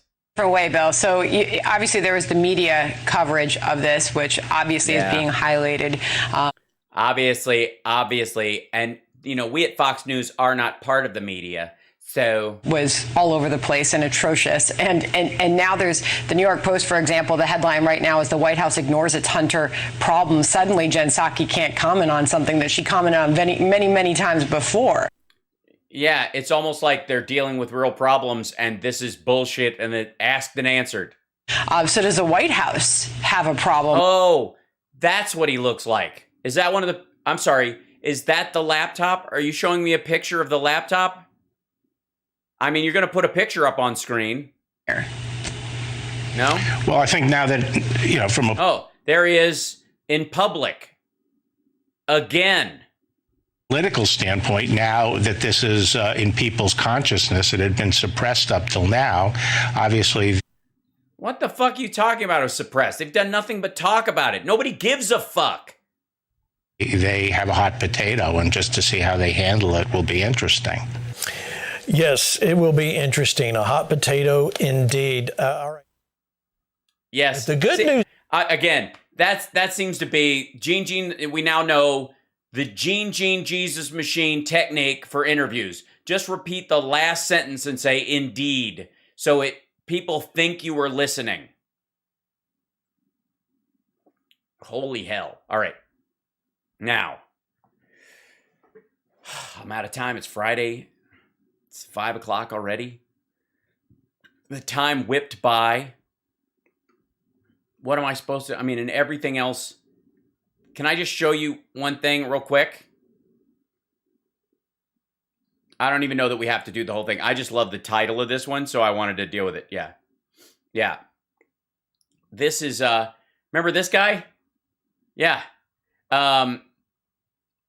He's moved his desk over out of the corner, and I'm fairly certain this is now a studio, and that's a TV screen that gives the illusion that there's a window, so he keeps his set, and he's just moved somewhere else, because this is not the same wood that was on the wall. They put the plant there to try and sell it, but this looks like, you think he took a picture, and then this is a set? I don't know. But this is the title of this one. Obviously, he's going to be selling his meditation stuff, but the title of this one is what drove me to this. This is fucking terrifying. Big Pharma Billionaires. That's the name of this one. Almost 250,000 views in one day. 5.3 million subscribers. Eat your heart out, Alex Jones. Yeah. War, plague, pandemics. There's no doubt that this is a difficult time to be alive. But the one thing we've drawn the line at is rich people harvesting the blood of the poor. What? No, okay. No, rich people are harvesting poor people's blood now. RB on billionaires' blood. Hello there, you 5.3 million people. Yes, right. We've seen this stuff. 3 million awakening wonders. It's been a fantastic week for us. We had a little tweet by Elon Musk. We got a fantastic, if distressing, story today about the harvesting of the poor's blood by, you've guessed, the harvesting of poor people's blood. They're harvesting it. They're like hooking up poor people to tubes against their will because, you know, food when it is harvested does not get a choice in the matter. It's the rich. And before we get into those stories, I want to tell you that I'm all over the UK. Next week, Yes, yeah, I know. You're all over the UK like Trump is all over Florida. It's a live experience with meditation. Subscribers already. Whoa, what? Hang the fuck out. What? Questions and answers. There's a link in the description if you fancy coming. If you're not one of our subscribers already, please subscribe now. Hold on, did it go back far enough? Why is this? Hold on. On Tees, Plymouth, Bristol, Blackpool, Glasgow. The show is not just stand-up comedy, it's a live experience with meditation, breath work, questions and answers. There's a link in the description. Yes, meditation, breath work, you know, the kind of stuff that you use to deal with anxiety when all you do is doom scroll videos that say that with titles like, "This is fucking terrifying." His prices are insane. If you're not one of our subscribers already, I'm not. Around this channel, stay to the end. You're going to love this video. This is Elon Musk replying. By the way, they tell you to do that. No, I don't have to see Elon Musk's tweets. Yeah. Elon Musk apparently is signed off on Rusty Rockets. We have them to communicate truth as best as we understand it, offering you news critiques. As best as we understand it. It's a high bar. As best as I can with the limitations within which I live. So, for much of the... Oh, you mean the limited sources with which you get your news and the obvious angle you read everything that passes by you through, your confirmation bias, and your desire also to make money off the fears of other people. Like, the nerve of this fucker calling out vampires as if his show is not... emotional vampirism. For much of the world, donating blood is purely an act of solidarity. This is Alan McLeod, harvesting the blood of America's poor, the latest stage of capitalism, from the Mint Press News. Now, Mint Press News, hold on. Mint Press News. Why does that sound familiar? Excuse me one second. Looking something up right now. Okay. You just make. Hold on. Oh, hold on. Is this? Why does Mint Press News? Oh, he's back in his regular set, which is real. There's the plant. There's where the wood is for real, unlike this one, which is that guy right there. That's a set. Now we're on a set. So he reads Elon Musk's thing, and then he goes to this Mint Press News site, okay?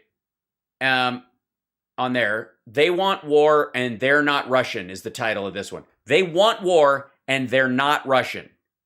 They want war. They want war, not they're concerned about war. They're, I guess this is about, and this is Russia, Ukraine, mainstream media. These are the 3 hashtags on here because, what site is he reading from? News, shall we? A study of our nation's, America, a study of our nation's most... Yeah, America, not Britain. The news media in England is so much fairer than what we have over here in our poser free speech society. Oh, look. New York Times, Washington Post, driving U.S. to war with Russia over Ukraine. Source Mint Press News. Influential media outlets reveals that it's the press that is driving the charge towards war with Russia over a study.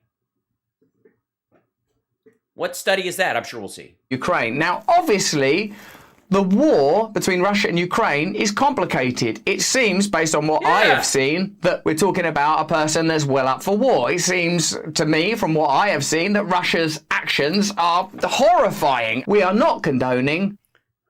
Hold on. Why'd you have to edit something out of that? What was this? From what I have seen, that Russia's actions are horrifying. We are not condoning. We are not. Did you cut out the part where you actually said, but you get it, don't you? I mean, be fair. The Ukrainians are standing on his land. We are not condoning. And then you cut that part out? Is that what you cut out? We are simply explaining. Yeah, we're not condoning. We're explaining. Look. We're not saying what Ted Bundy did was right. Just that he was horny and he had very little time. And especially for a relationship. So how could you expect any one of his victims to survive? We're not condoning what Richard Speck did. But if you think about it, how the news is relayed to you and whether or not that news might have an agenda other than, hello, where are the news? Yeah, I've been thinking about that, about your fucking show. Since you seem to be in the business of terrifying people with a paranoid fantasy that the world is full of monsters, except the actual monsters, that the monsters are the people telling you who the monsters are. And yeah, some of those monsters are monsters, but they're not monsters like the monsters that are telling you that they're monsters. Those people are the real monsters. By the way, you're surrounded by monsters. Are you feeling anxious yet? I have a meditation program. It's not free, but...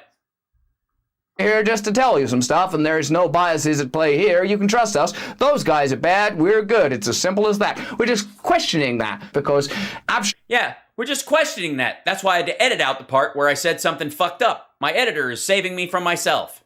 Actions elsewhere are even more difficult to have an opinion on and to intercede with. But because of...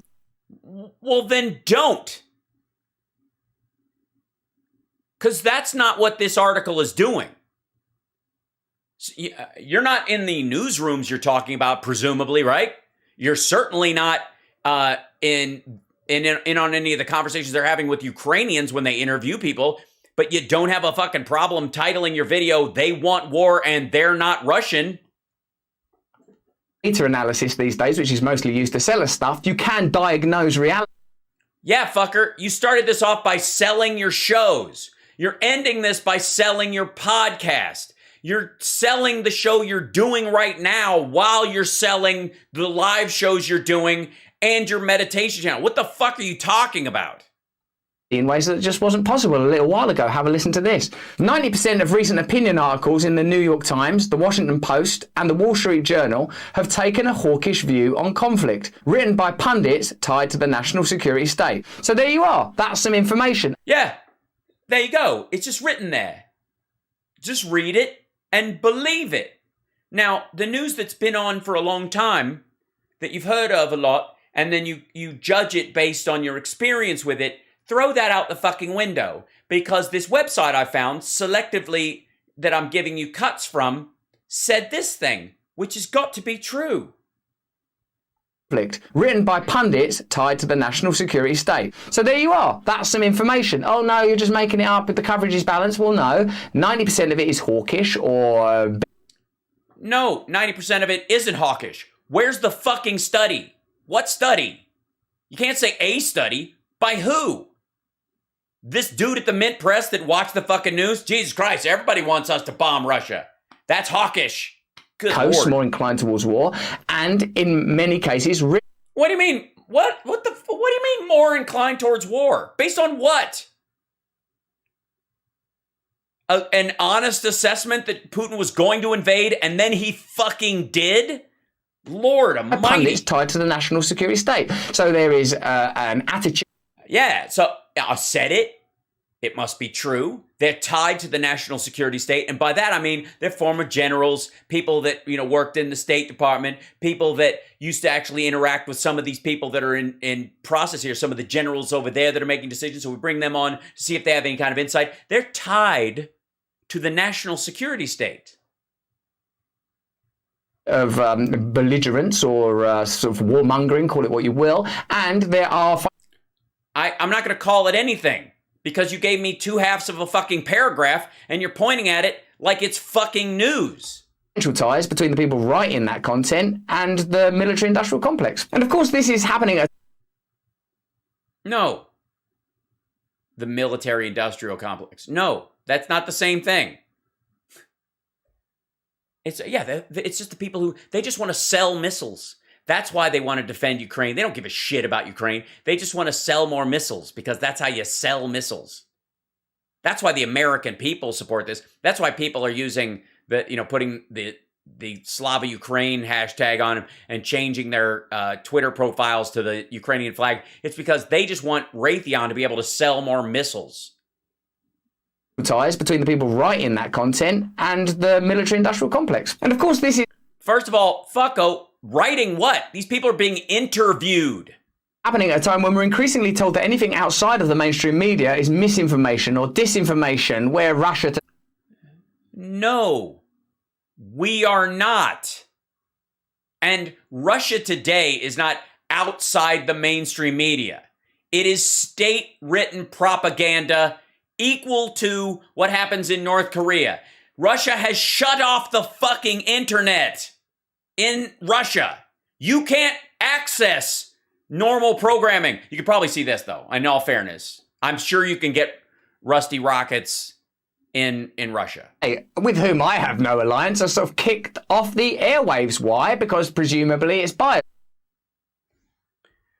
Presumably, RT is biased. No, not presumably. It is state media. Also...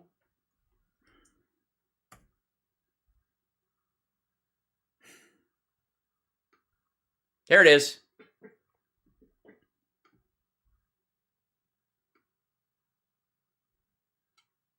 It's been kicked off the air, guys. You can't even watch it. I don't even know how I found this. I mean, all I had to do was type in rt.com into my browser, and I could watch it live for free and any of these things. But it's been kicked off the air. It's been kicked off the air. Nothing's kicked off the fucking air. But that presumably, Putin hits back at attempts to cancel Russia. Armenian PM phones Putin over Nagorno-Karabakh escalation. Moscow offers update on casualties from the Ukraine conflict. Well, let's see. More than 1,300 servicemen have been killed and nearly 4,000 injured in the offensive in Ukraine, the Russian military says. Yeah, that number's way fucking higher. I don't know why they would have a slant.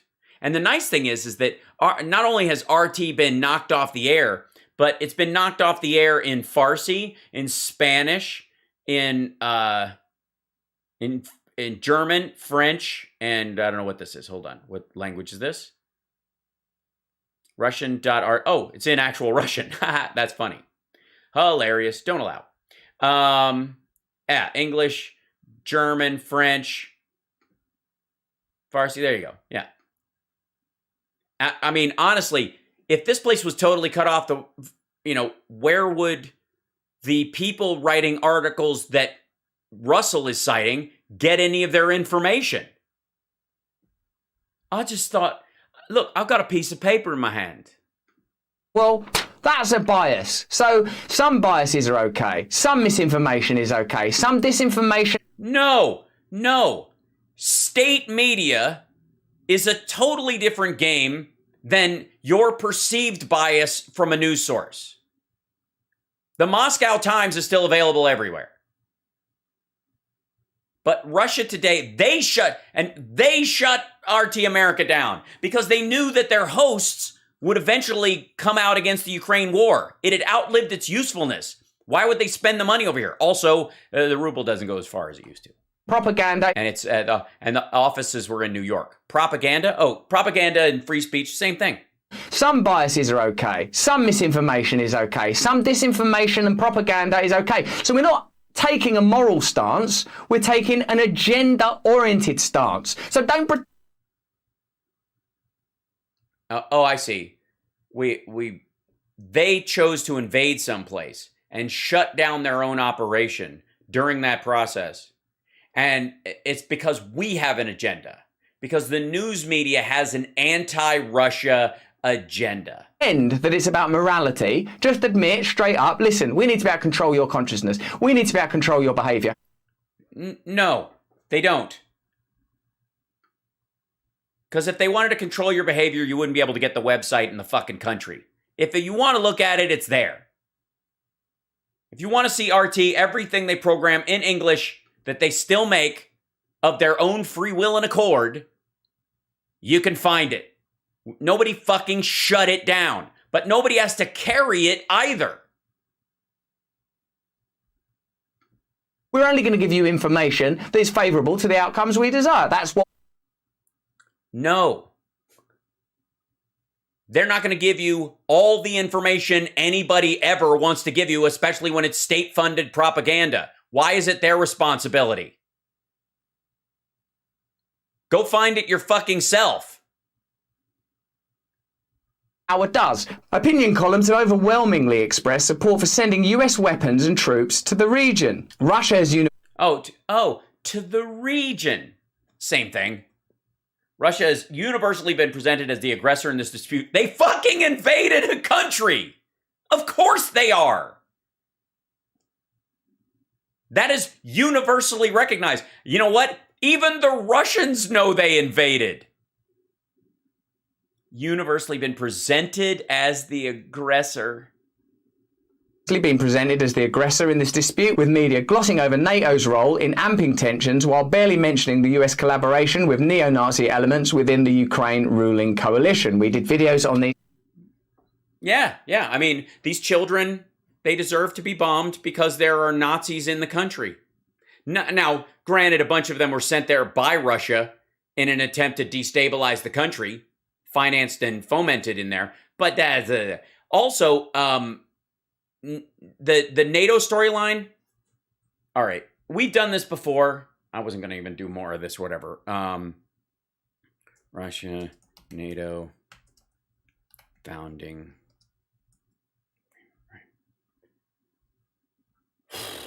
Where is it? There you go.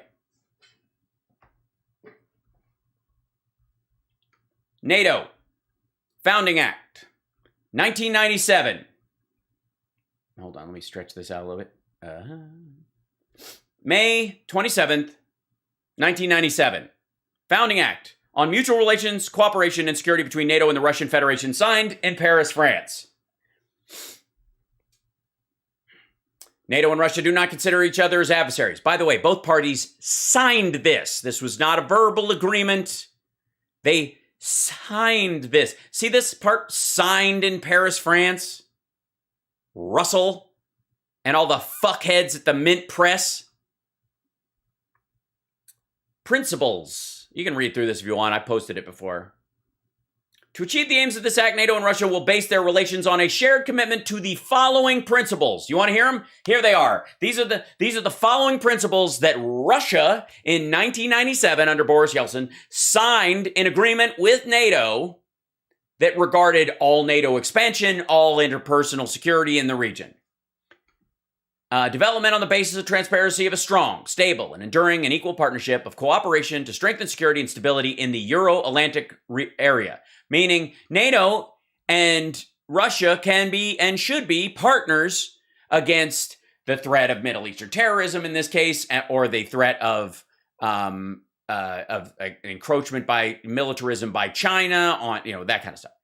So this part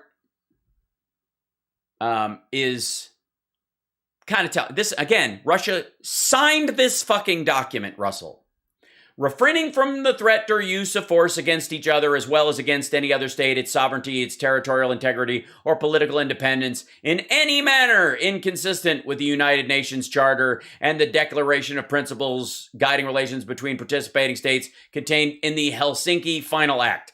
Russia agreed that they would not invade anybody's sovereignty. In 1997, they signed it. And wait for it. But they moved the NATO groups, and that's why they got. You can understand why they get nervous about that. Meanwhile, this was in a partnership with fucking Russia, which eventually would have been part of NATO had they not been assholes during this whole thing.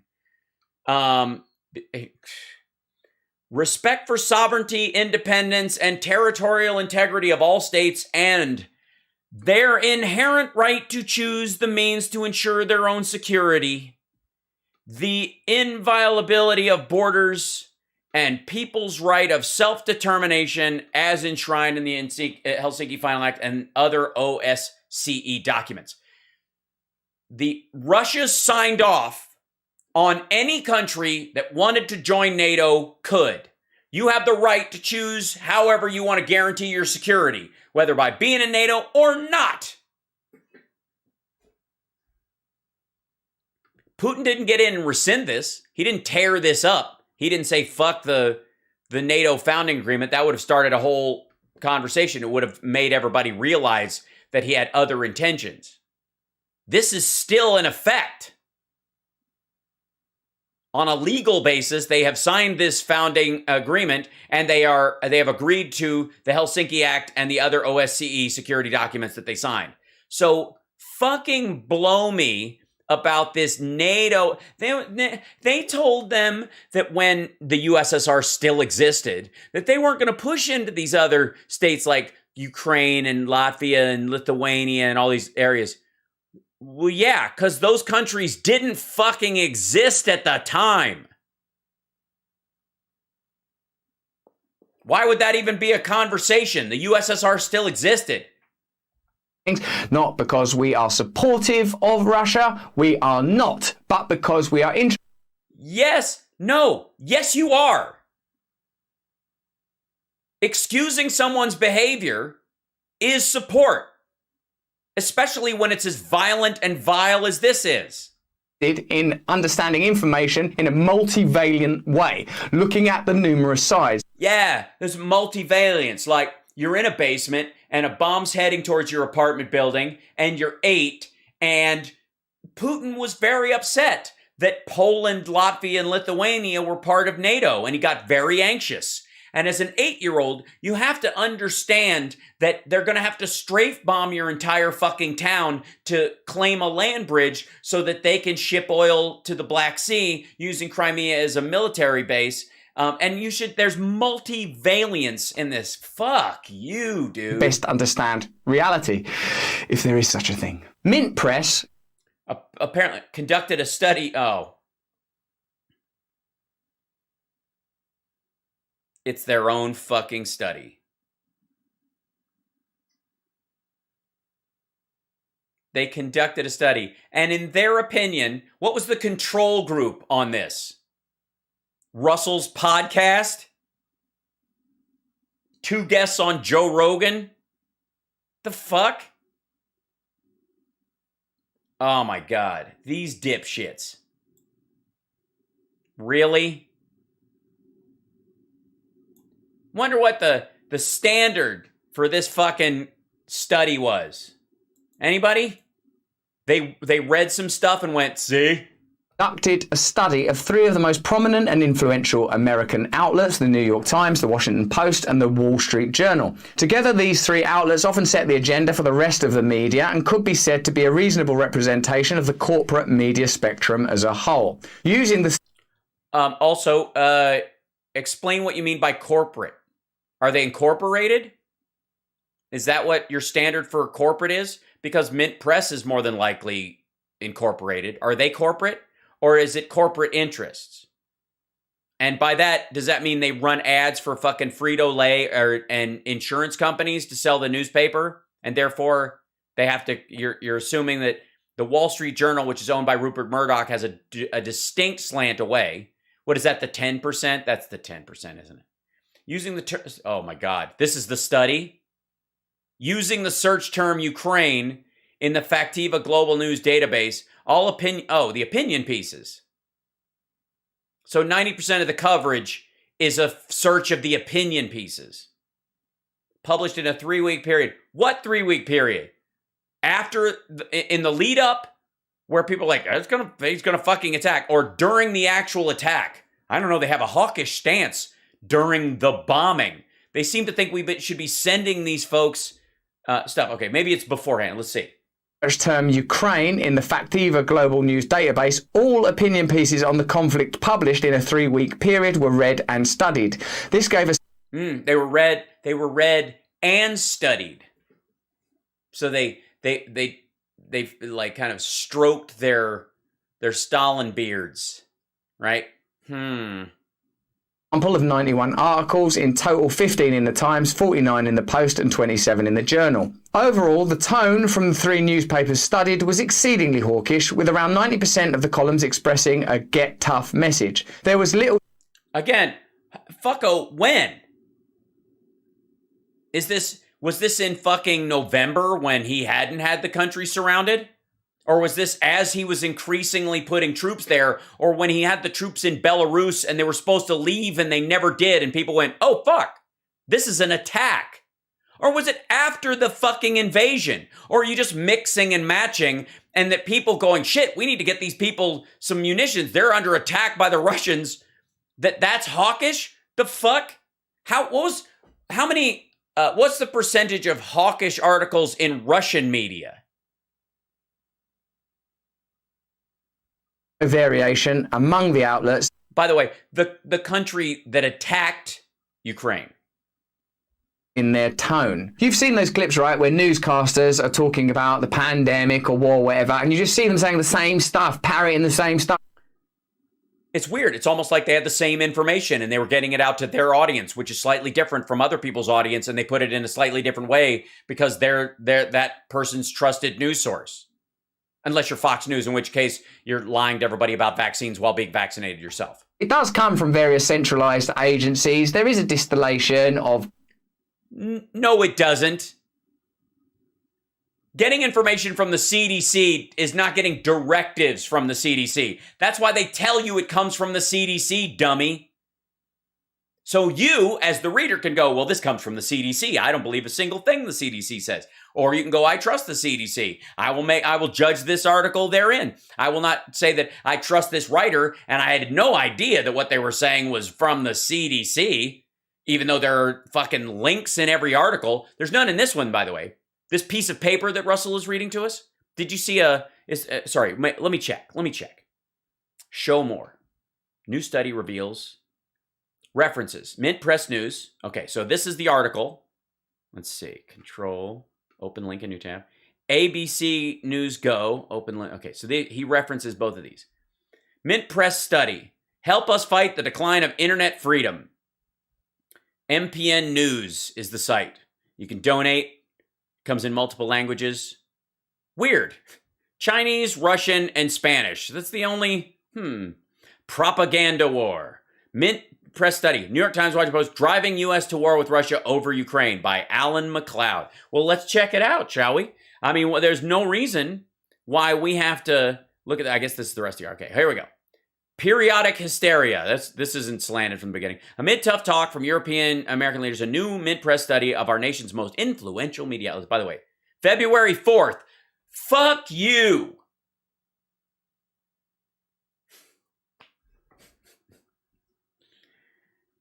Periodic hysteria. Okay, yet this is farther panic supposedly imminent over a supposedly imminent Russian invasion, which, by the way, ain't supposedly. It actually fucking happened. In fact, warning of a hot war in Europe is a near yearly occurrence at this point. In 2015, well, that 2015 isn't a year ago, dum-dum. Outlets such as Reuters and New York Times claim that Russia was massing troops and heavy firepower, including They did. They put 47 troops there, and this was after they'd already invaded Crimea and Donbass. In 2018, they were again up in arms over a fresh Russian buildup, this time of 80,000 military units. And in the spring of last year, it was widely reported, for instance, by the way, when they invaded Ukraine the first time, they did 3 buildups before they came in. It was, went in, they pulled back, went in, pulled back, and everybody's like, oh, they're going to do this again. And they're hoping everybody basically lowered their guard. The Ukrainians, not the media. They don't give a fuck. That Russia had amassed armies totaling over 100,000 units on Ukraine's border, signaling war was imminent. Therefore, there were actually considerably fewer Russian units than there were even 11 months ago. Yes, this was a drawdown, guys. Never mind that, 40,000 extra troops and they were moving into Belarus. Thus, many readers will be forgiven for thinking it's Groundhog Day again. This is all going to be bullshit. February 4th, let's go back in time to a time when we were all so innocent. All right. Fucking prick. All right. Russia, for its part, has repeatedly rejected all allegation and plans to attack Ukraine. Well, that settles it. Describing them as fiction. Talks about coming war are provocative by themselves. The U.S. seems to be calling for this, wanting and waiting for war to happen, as if you want to make your speculations come true, said Russia's ambassador to the United Nations, Vasily Nebenzia. Perhaps more surprisingly, the Ukrainian government appears to agree, recognizing the NATO conflict would prove devastating to both Russian and Ukrainian economies, and that even the saber-rattling and prospect of such conflict is already having an impact on business. So they searched that these are these hawkish voices and dovish voices. How do you define hawkish and dovish? Using the search term Ukraine, this is the part he reads. They were read in studies. This gave an example of these things. See the attached viewable spreadsheet. Well, shit. Let's see it. Attached viewable spreadsheet in a Dropbox. Hold on. I'm going to open up my Dropbox on. Oh. Weird. I guess it's not attached. Yeah. This is what I got. Error. We can't find what you're looking for. I'm sorry. Whoops. All right. Overall, the tone from them was exceedingly hawkish. Around 90% of them saying, get tough. There's little or no variation among the outlets in their tone. Putin has aims beyond Ukraine. Checking him right now is crucial, ran the headline of former General Wesley Clark's Washington Post article. Max Boot said Putin definitely wants to resurrect the Soviet Empire. Hold on.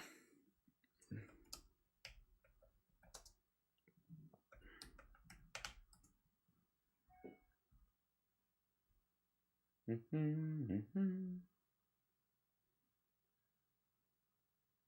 see if we can go back a little time.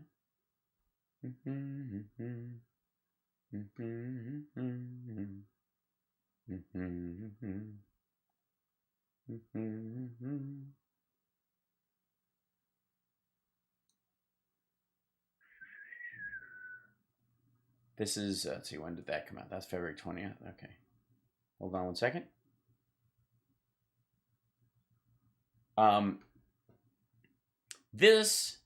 There you go. This was 20 days later.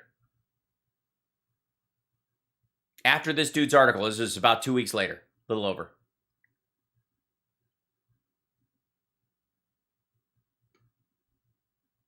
Guys, these people are over the top. Katrina Vanden Heuvel in the Post, let's see. The little pushback to the incessant drumbeats for war came from voices such as Peter Beinart in the Times and Katrina Vanden Heuvel in the Post, or from some more isolationist conservative voices. However, these were few and far between. It was almost as if everybody went, oh, motherfucker, he's planning on doing it. The intelligence points this way. The best short-term response to Putin's threats is one the Biden administration is last beginning to consider. The permanent deployment in large numbers of U.S. NATO frontline NATO states from Estonia to Romania, arms shipments to Kyiv, which so far have been measured in pounds, not tons, need to become a full-scale airlift. It couldn't be that they were responding. The sitting U.S. senator said on live TV that the use of first strike nukes wasn't off the table. So what? That everyone in Putin's cabinet has said that. We have one person saying, can you believe it?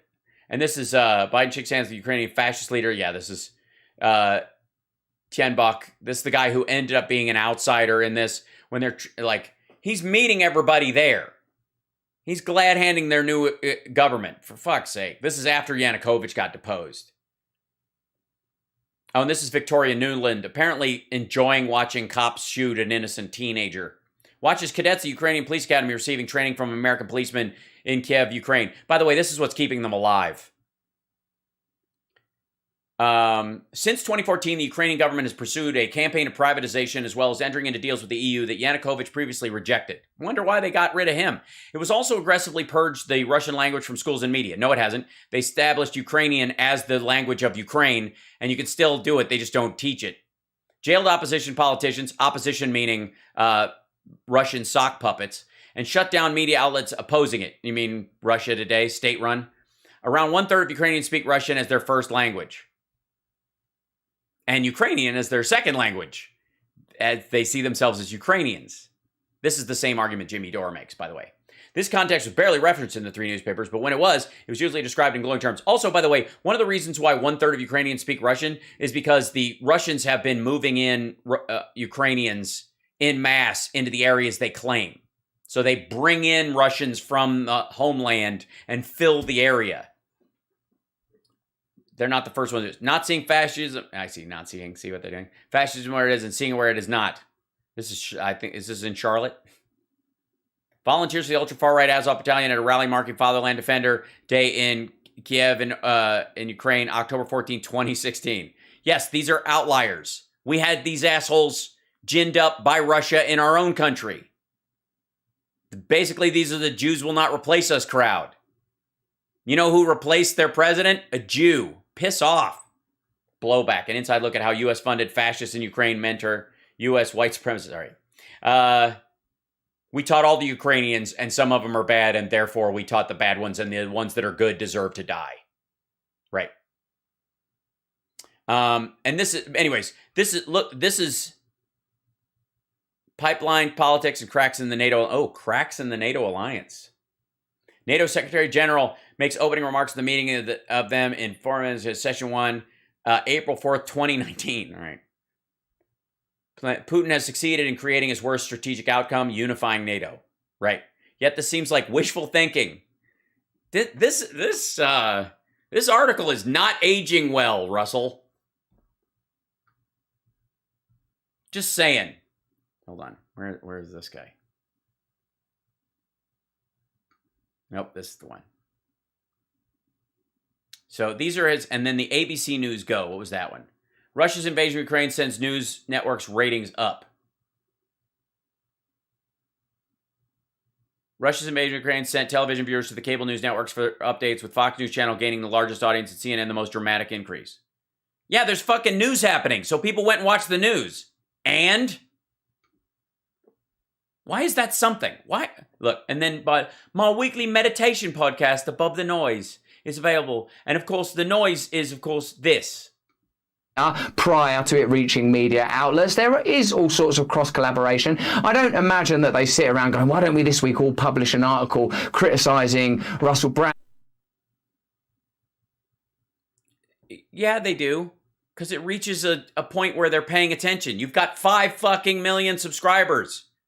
You didn't have those before. You also changed your effective messaging to something that's fucking loony. For being a conspiracy theorist, but by coincidence, in one day, they do tend to publish several articles from that perspective. So when...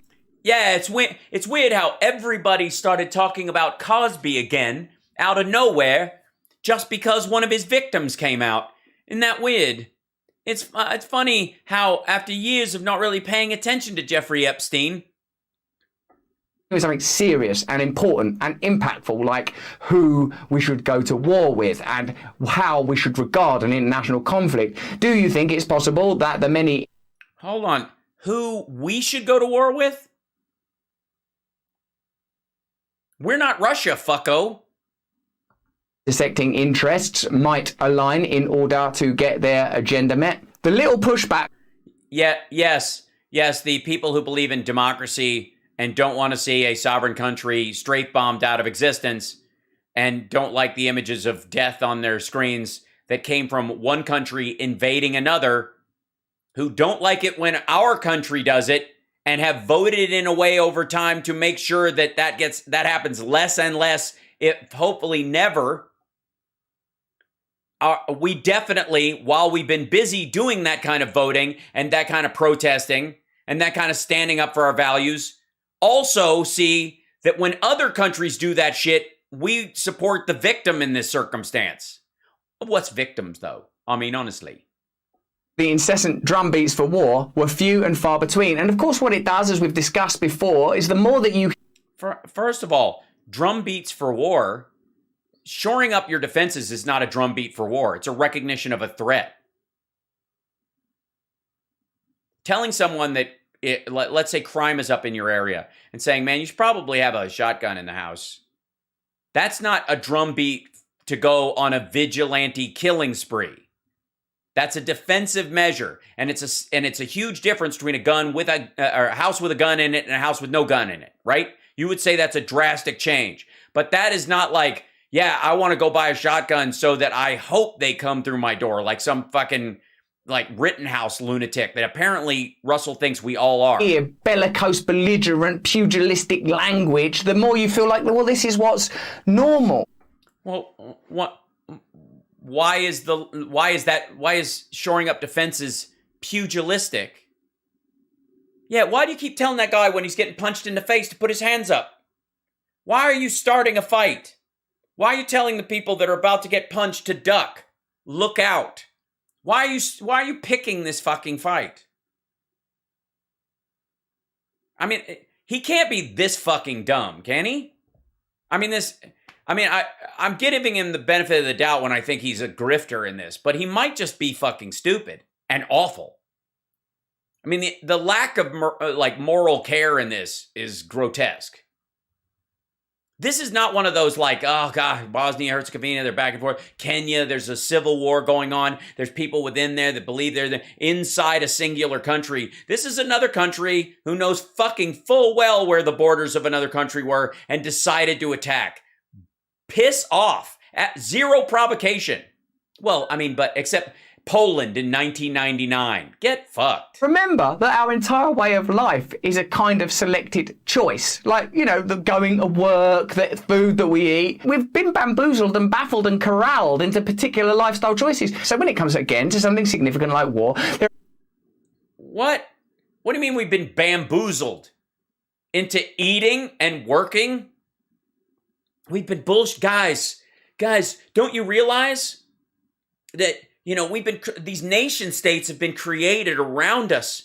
We had no say in any of this. And there's really no difference between the U.S. Constitution and any other system of government in the world. There's no difference between it and the parliamentary system in England. And nobody gets to have a choice in that or pick out their leaders or whatever. And you might as well be living in Iran at this point. And at this point, I mean, you've been lied to that you should be eating and doing something productive to make a living. What? Particular perspectives that are continually presented, and pointing that out does not make you a conspiracy theorist. It just makes you someone who's... You're not just pointing out that there are perspectives that aren't being shown. They want war, and they're not Russian, in all fucking caps. They want war. Not they're okay if it happens because it benefits them. They could, no, they want it. And by the way, none of the articles they're citing are talking about people who want war. They seem to be concerned that one is going to happen, and if you don't prepare for it, you're going to be fucking killed by a psychopath. How is that wanting war? A bloody idiot. There was essentially complete unanimity in presenting Russia and not NATO as the aggressor. That's because they are. And you know what? I got news for you. Jake Tapper didn't tell me that. Rachel Maddow didn't tell me that. Certainly as fuck Tucker Carlson didn't tell me that. You know who told me that? You know who told me that Russia is the aggressor in this case? Fucking Russia. Russia defined itself as the aggressor in this situation. Russia declared war on Ukraine. This motherfucker gave a speech about it. They are the aggressor. They invaded a country. They moved troops to the edge of a country that was not in the process of joining NATO. 87 of the 91 articles presenting the issue as such apparently got it right. 87 of the 91 articles presenting the issue as such. There was overwhelming support for sending in both huge quantities of what the Biden administration has termed lethal aid. Oh my God, the language, lethal aid. Yeah. Military aid, lethal aid. Now there's military aid that isn't lethal. You're aware of that, right? So military aid isn't enough. Lethal aid, there's a legal distinction too in how committed you are. And saying that you're going to and actually doing it is specifically a reflection of the threat. Perhaps Orwell's greatest legacy is that he told us that language... Oh, fuck off with the 1984 shit. Lethal aid isn't doublespeak. It's direct fucking speak. You are aiding them in a battle. You are providing them with, there's defensive weapons, and then there are lethal aggressive weapons. The lethal aid, there's a difference between bombs and shields, helmets and guns. It's a legal distinction. Would become weaponized and used to obscure and create veils of a... Yes. Orwell warned us about your show, Russell. You fucking clown. Around truth, like that language itself will become a kind of intoxicant. Then you hear a phrase. Yeah, it's almost like aid. Assholes. We got to give them aid. Yeah, we got to help them. What do you want? Lethal help? We are giving them aid. We give them military aid, and then we give them non-military aid. We give them humanitarian aid is another one, for example. By the way, who thinks that a humanitarian with limited options might give a woman being sexually assaulted a gun to defend herself, and in that moment, you could call that humanitarian aid. She doesn't have to use it, but she's got it, and she can drive away her attacker now, or her attackers. Maybe some people, I mean, there's your Orwellian language. Jesus. What is lethal aid? Is it missiles? Yeah. It's missiles. It's anti-aircraft weapons. It's javelins. It's stingers. It's rifles and ammunition. What the fuck? Guns in a war zone, yeah, but it's aid. Lethal aid sounds like a can of soda that you might give a man on death row. And also deploying American And also deploying American troops in the region. Region, by the way, Trump took 10,000 soldiers out of the region, and they're just going back. A move that would rapidly escalate the threat of terminal nuclear war. We did, and it didn't. Terminal? Is there a non-terminal nuclear war? In the region, a move that would rapidly escalate the threat of terminal nuclear war. I heard yesterday that when people... Wait a minute. Hold on. Where's the 1984 reference to terminal nuclear war? As opposed to what? Temporary nuclear war? Non-lethal nuclear war? Phrase no-fly zone. They go, yeah, no-fly zone, that's a good thing. But if people say, do you want Russian jets shot out of the sky in order to establish a no-fly zone? People go, bloody hell, that sounds a bit aggressive. Yeah, that's what a no-fly zone means. That means we shoot down Russian jets. You know that image of a... Yeah, we know, fucko. You're talking about the Biden position in this. Cloud that haunted you throughout your adolescence. Yeah, I remember that guy. Did you like it? No. Do you want it? No-fly zone? Well, that sounds fun. The Post went much further. No-fly zone has been a term in military use for a long time. They didn't invent it for this. Hooks went much further. Oh, yeah. With one column. Oh, dear. One column wrote this in an opinion piece in the United States of America. I thought you weren't supposed to be able to hear all the different takes on stuff. One of these columns said this. With one column demanding that the US send around 85,000 soldiers to the region immediately, a figure that is said must be matched by other NATO members as well. What are your qualifications for these terrifying military announcements? I went to journalism school on a Bill Gates scholarship. However, the journal... Hang the fuck out. It's an opinion piece. Who wrote it? And that's not a journalist. You can't just say one piece. God damn. Furthest of all, calling for the US to be turned into a global military state in order to fight 2 world wars at once. Page 1. Is that what they said? Hold on. Sorry.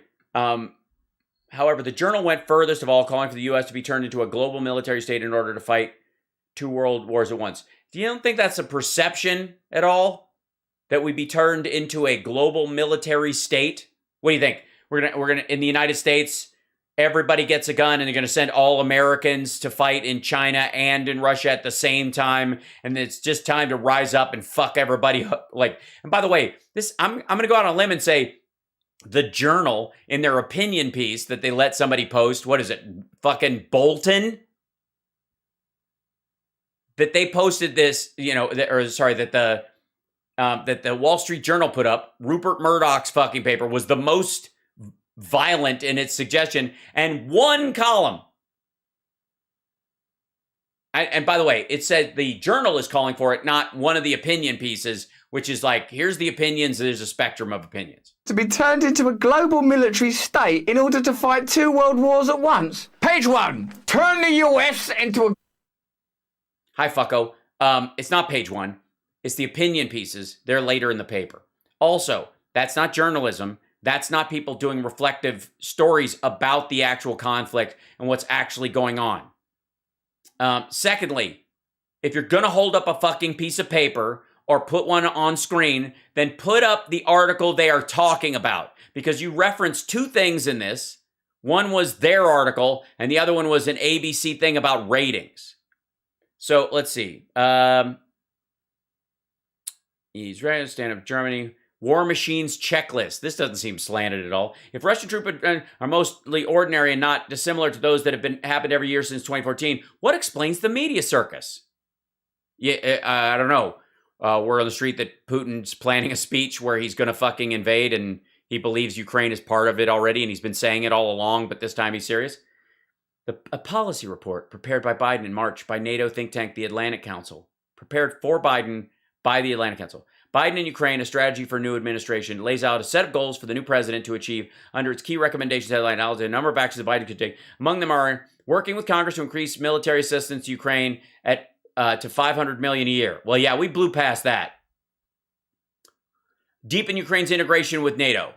All right, that's the Atlantic Council. So fucking what? By potentially establishing a permanent U.S. military presence in the country, launching a NATO membership action plan for Ukraine. If Russia remains intransigent, stay the course on Nord Stream 2, and a strategic approach to sanctions are also included in the list of bullet points. Okay, this is the policy report from the Atlantic Council. Biden and Ukraine, a strategy for the new administration by Anders Oslund, Daniel Fried, Melinda Herring, with a herring, John E. Herbst, William Taylor, and Alexander Vershbow. This is March 5th, 2021. Executive summary. This is their, I'll just download it. I'm going to keep it. There you go. Sorry. There you go. Download. Thank you. I will have that for later and read it. Unlike Russell, who will just point to a piece of paper that's a printout of the article that he is reading from. Global militarist state immediately to fight 2 world wars at once. And then over here on page 2, Walmart got some good deals on, and then it's supposed to be... Yeah, that's what they want to... They're just selling a world war so that they can sell more stuff at Walmart. Fucking the paint huffing going on. Is there a chance that there's like carbon dioxide coming off from the chopped wood in his house? The weather. Meanwhile, in the United States, despite the media saber-rattling, there is limited public appetite for any conflict with Russia. A Rasmussen poll found that only 31% of Americans think U.S. troops should be sent to... Yeah, you know who's in that 31%? The president of the fucking United States. Or actually in the 69% rather.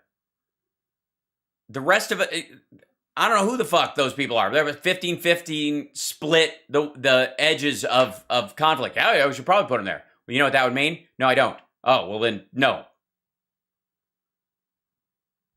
That statistic shows plainly that the mainstream media don't... Oh, that statistic needed an edit, apparently. US troops should be sent to Ukraine. That statistic shows plainly that the mainstream media don't listen to you. 31% of people, yeah, all right, so that means 69% don't want a war. And what's the mainstream media's response? The president of the United States and the policy of the American government is in line with that 69%. You fucking tool. There's difference between sending... I think this asshole is like pulling a net zero Republican thing where they don't understand what net zero means. They think net zero means zero. This asshole thinks that troops to the region means troops to Ukraine. He's not making a distinction. Yeah, come on, let's have a war. Like every other institution, whether it's apparent democracy or whatever, they don't listen to you. And all you're thinking right now is... The fuck are you talking about? They do listen. That is exactly the current policy. That's what it was in February when this fucking article came out, and that's the policy right now. It's 69%, aren't you? Don't be so childish. That's how come they're winning. Raytheon CEO.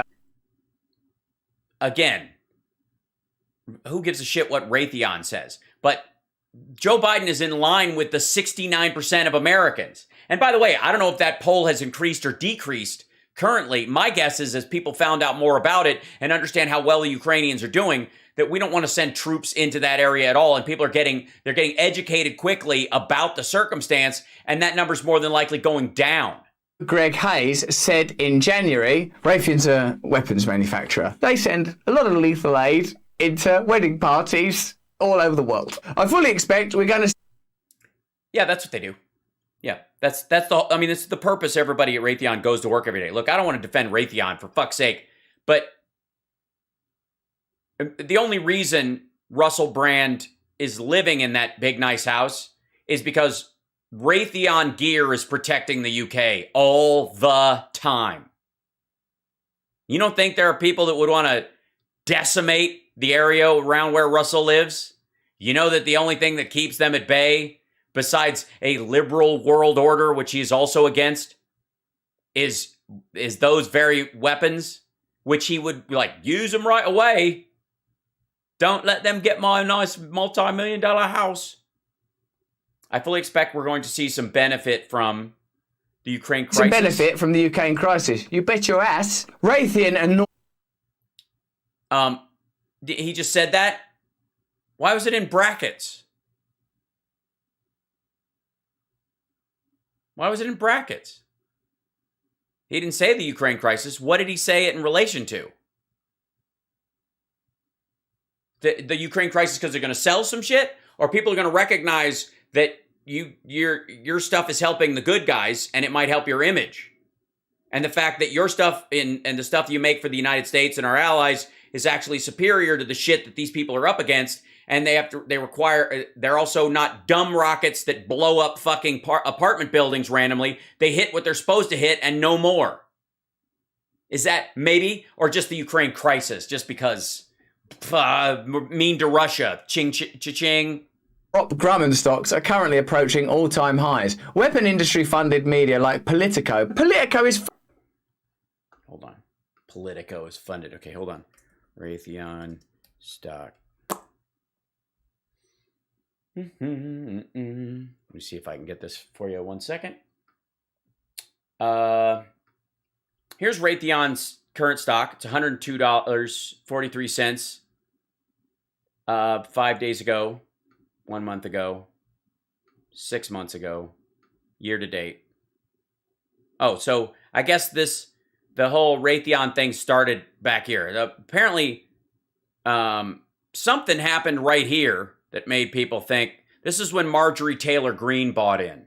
Then it plateaued and went down a little bit. I don't know. Oh, I guess we're not going to be. Oh, and then it went back. So it's not higher than it was necessarily here. It's a couple bucks. Let's see about the year. Let's see a 5 year. That's how at the max, however far it was. So basically, there's 84. That's 88. And in $2002, that's the equivalent of, I can't get to the top of that. I don't know why. $88.72 in $1999, whereas it's $102 in 2022 dollars, which is obviously it was doing well better in 1999, pre-2001. Weird that here's this is where's 2000 is 2001? No, there's 2000. There you go. 2001. This is there you go. September. Hold on. So June, August. Here we go. All right. September 7th, 2001. That's a couple days before 9/11. Then 9/11 happened. And then, oh my God, we're going to war in this thing. And then 2005, I guess we're not using those things. And then it went down. And then it went like,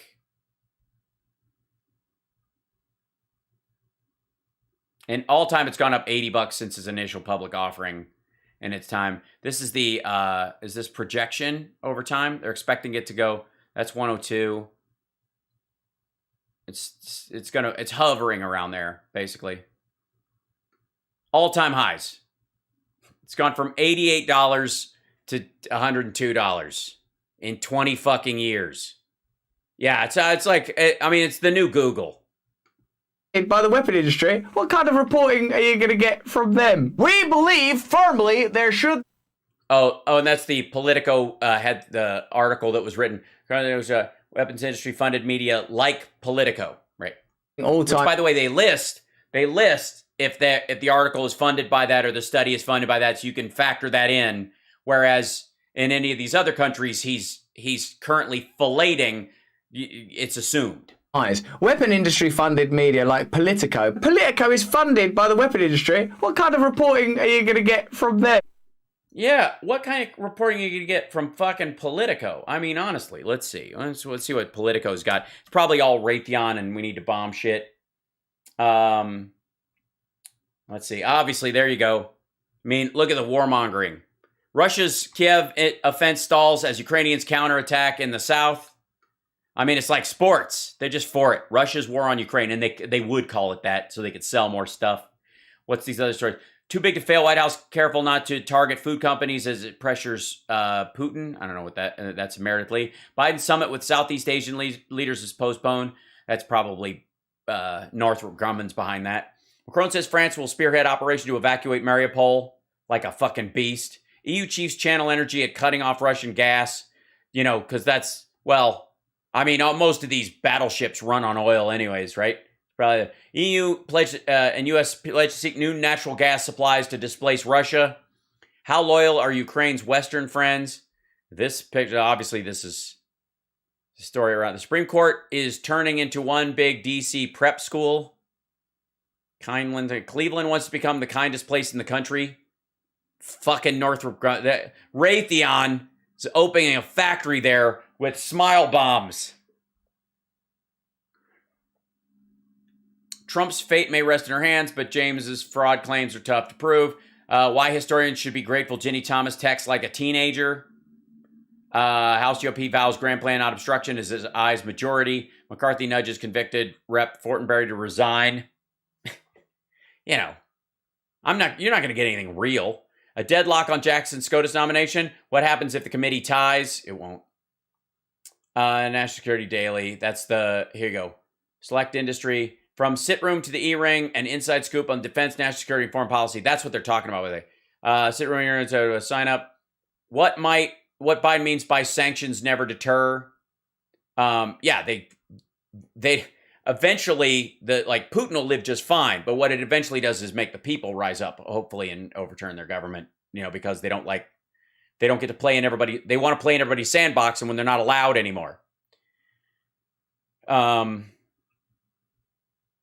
Become a global insider. This the situation reporter site. We will only cite official sources. As always, take all figures, assessment statements with a healthy dose of skepticism. Weird. What kind of reporting are you? Hey, Russell. What What kind of reporting are you going to get from the Politico? You think they're going to tell you the truth? They literally start the articles off, the inbox, with, "We will only cite official sources. As always, take all figures, assessments, and statements with a healthy dose of skepticism." Son of a bitch. We believe firmly there should be a war.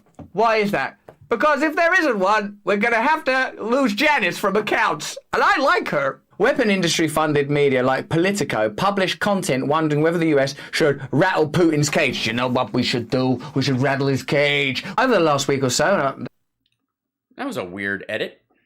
Rattle Putin's cage. Do you know what we should do? We should rattle his cage. Over the last week or so, and I don't want to bother you with it, I've been called a conspiracy theorist and stuff. You've got Politico being funded by the weapons industry. I mean, doesn't that sound like a conspiring? No, because they tell you to take their reports with a healthy dose of skepticism in these situations. And also, the weapons industry, not to fall too far into the guns don't kill people, people kill people zone of things, but how you use these things and to what end actually matter. And a lot of times you have to make, if you're a fucking adult, a decision about who you want in charge of these things, because they will exist. Because there is not a world where China and Russia don't exist as a military threat currently or even over the last 20 years. Period. End of story. They're not warlike because we made them. A sort of a desired mutual outcome from two powerful entities, Politico and the weapons industry. Does pointing that out make me a conspirator? I've got a theory. What's the theory? Well, it's crazy. The weapons industry. The weapons industry. They're giving Politico money, right? Yeah, they are doing that. We've got facts. It's not hidden. They tell you on the articles that are funded, and then they tell you when they cite things, that when they're citing these official sources, you have to judge them based on your opinion of the validity of those sources. And then they give you headlines. A Polish site, Ukrainians trained to fly drones for rescue missions and targeting Russians. Like a weapon, Ukrainians use social media to stir resistance. Ukrainian refugees find easier path to enter the U.S. at the Mexican border. Of course, that's what Rupert Murdoch's paper says. The blah, blah, blah part is that there is some sort of version of reality where this is a goddamn secret. See that? We got the bank accounts. Yep, that's all true. Right, but what if, Politico, when they're writing about the war, like they say stuff that would be good for the weapons industry. Yeah, but they also say stuff that wouldn't be good for the weapons industry. And they're not just they're not just. This isn't about Politico's rush to fucking war. Hold on one second. Whoops, wrong page. I'm sorry, I shrunk him down. That's their National Security Daily. This is not.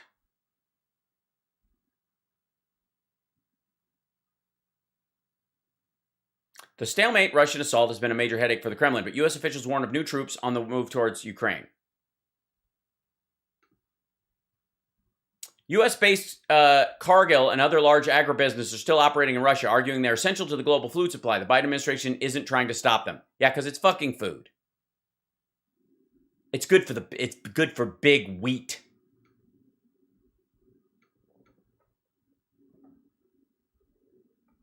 Son of a bitch. Sorry, it's my new meds. I got him off Pfizer. Hey! Should rattle Putin's cage. I see. So, a little thrown in there about his Pfizer makes you crazy because you took a drug and it made you insane. Throw that in there. Does anybody know which vaccine he got? Should rattle Putin's cage and journalists at the White House press conference continue to goad the administration in a more aggressive posture? Journalists at White House press conferences continue to goad the administration into more aggressive posturing. Go on. Oh, I'm a very old man. Go on, posture. All right. Ageism. Sure. And the aggressive posture has to be physical in this regard, as opposed to militaristic and strategic. But this is Russell letting you know that Joe Biden is an old man who they believe is frail and has to be told what to do. Learned this one from looking at my son's laptop. Oh, there you go. And also, what laptop, fucko? Oh, and this is the ABC News. News viewership has jumped during Russia's invasion of Ukraine. Oh, what a coincidence. CNN. Yeah, what a coincidence. There's fucking news on. Fox and MSNBC collectively averaged 6.4 million viewers in prime time. That's up from their January average of 4 million. CNN's audience soared from 633,000 in January to 1.75 million last week, up 178%. And yeah, it's almost like the news only rates when there's something worth paying attention to. And the rest of the time, one of the reasons why their viewership was down was because Joe Biden, as president, has kept the normal Americans from having to white-knuckle watch the news every fucking night. For the last 4 fucking years, we've had these kind of numbers in the news because we wake up every morning going, what this fucker tweet today? And we don't have to worry about that with Biden. We can get back to our fucking lives. We got vaccinated. Businesses are opening up. That's why the rating's down. But when something happens, I mean, the same shit would be, I mean, he might as well be talking about the OJ trial. MSNBC had 980,000 for its war coverage, up 51% over January. But to make a connection between those rising viewer figures and increased advertising revenue, that would come from the kind of organizations that also might be... Yeah, but they're not going to start a fucking war to sell toilet paper, you asshole. They just want the best coverage of a breaking news story. This is the premise here. This is the premise. They want war and they're not Russian. That the media, I guess, drummed up war with Russia, influenced the United States into getting into an increasingly violent posture with Russia, which, because, you know, Putin's anxious about NATO, he had to attack. And this, of course, is so we can sell weapons and toilet paper ads on the news. And Joe Biden had to be forced into doing what he always said his plan was. Broadly supportive of war, and pundits that are supportive of war. And the cold, hard facts that 90% of coverage in those 3 publications that is broadly representative of the mainstream media was explicitly pro-war to make any... No. Oh, no, fucko. You don't get to just gish gallop past that. They weren't pro-war. That wasn't even the assertion by Mint Press. It was that they were hawkish about it, meaning for some reason, and I you'll have to figure this out, Russell. You're the big thinker here. But apparently, there's not a giant consensus for letting Vladimir Putin rape Ukraine.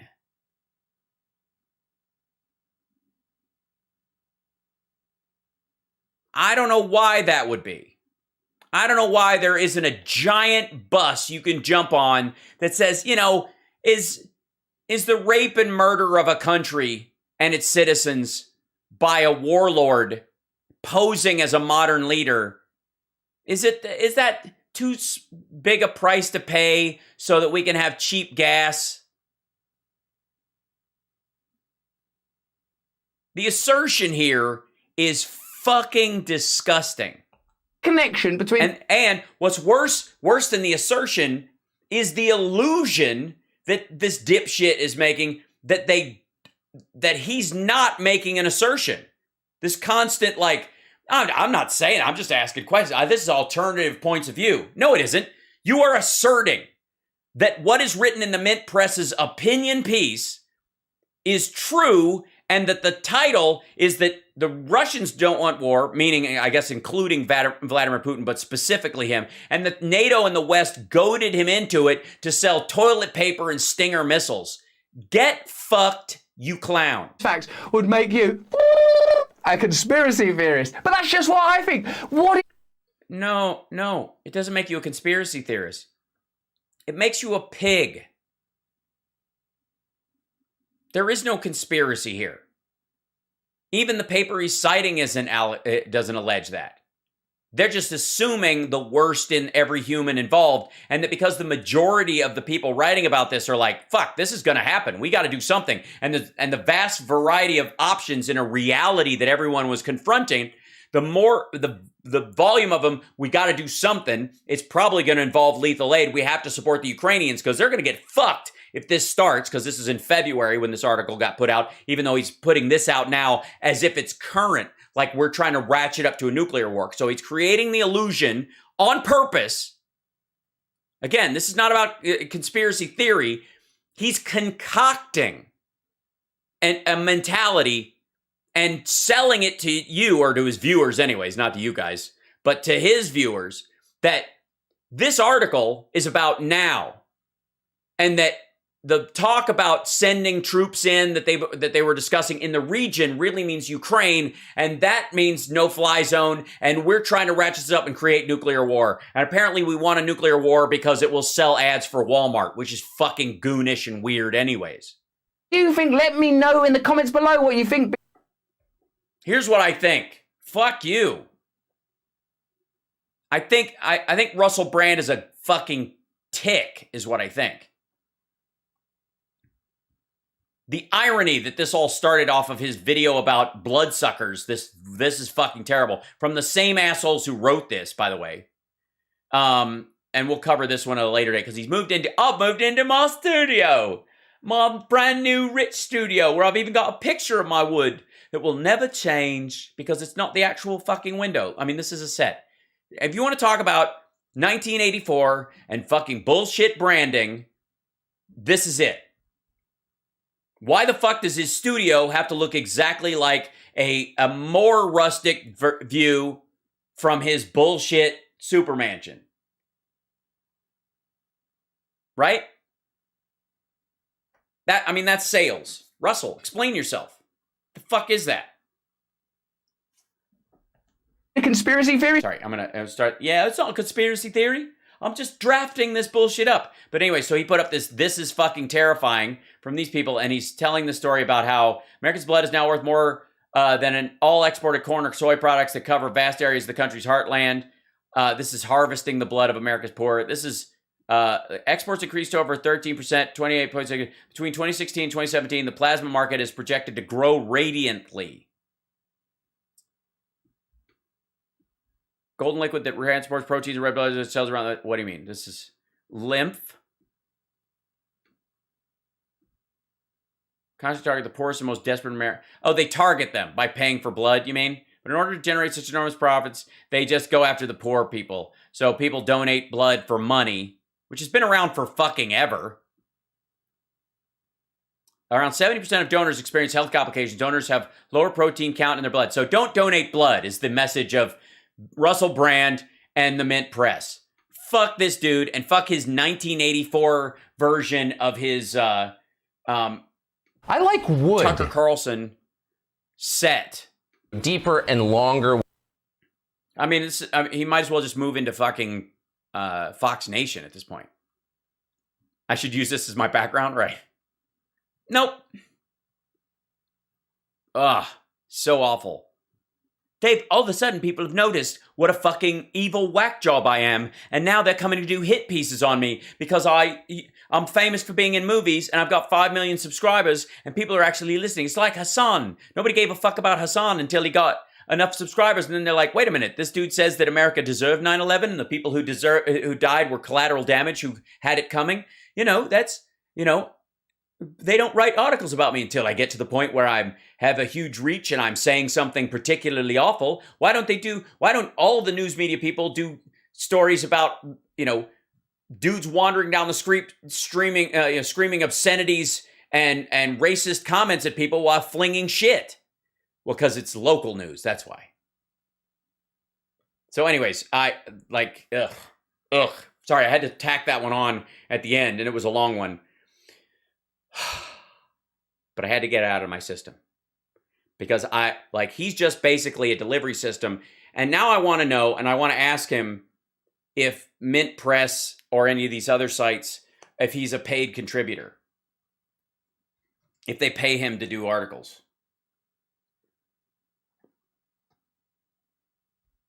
And I'll do a deep dive into that group myself. And I don't know why their study was promised to me and yet not.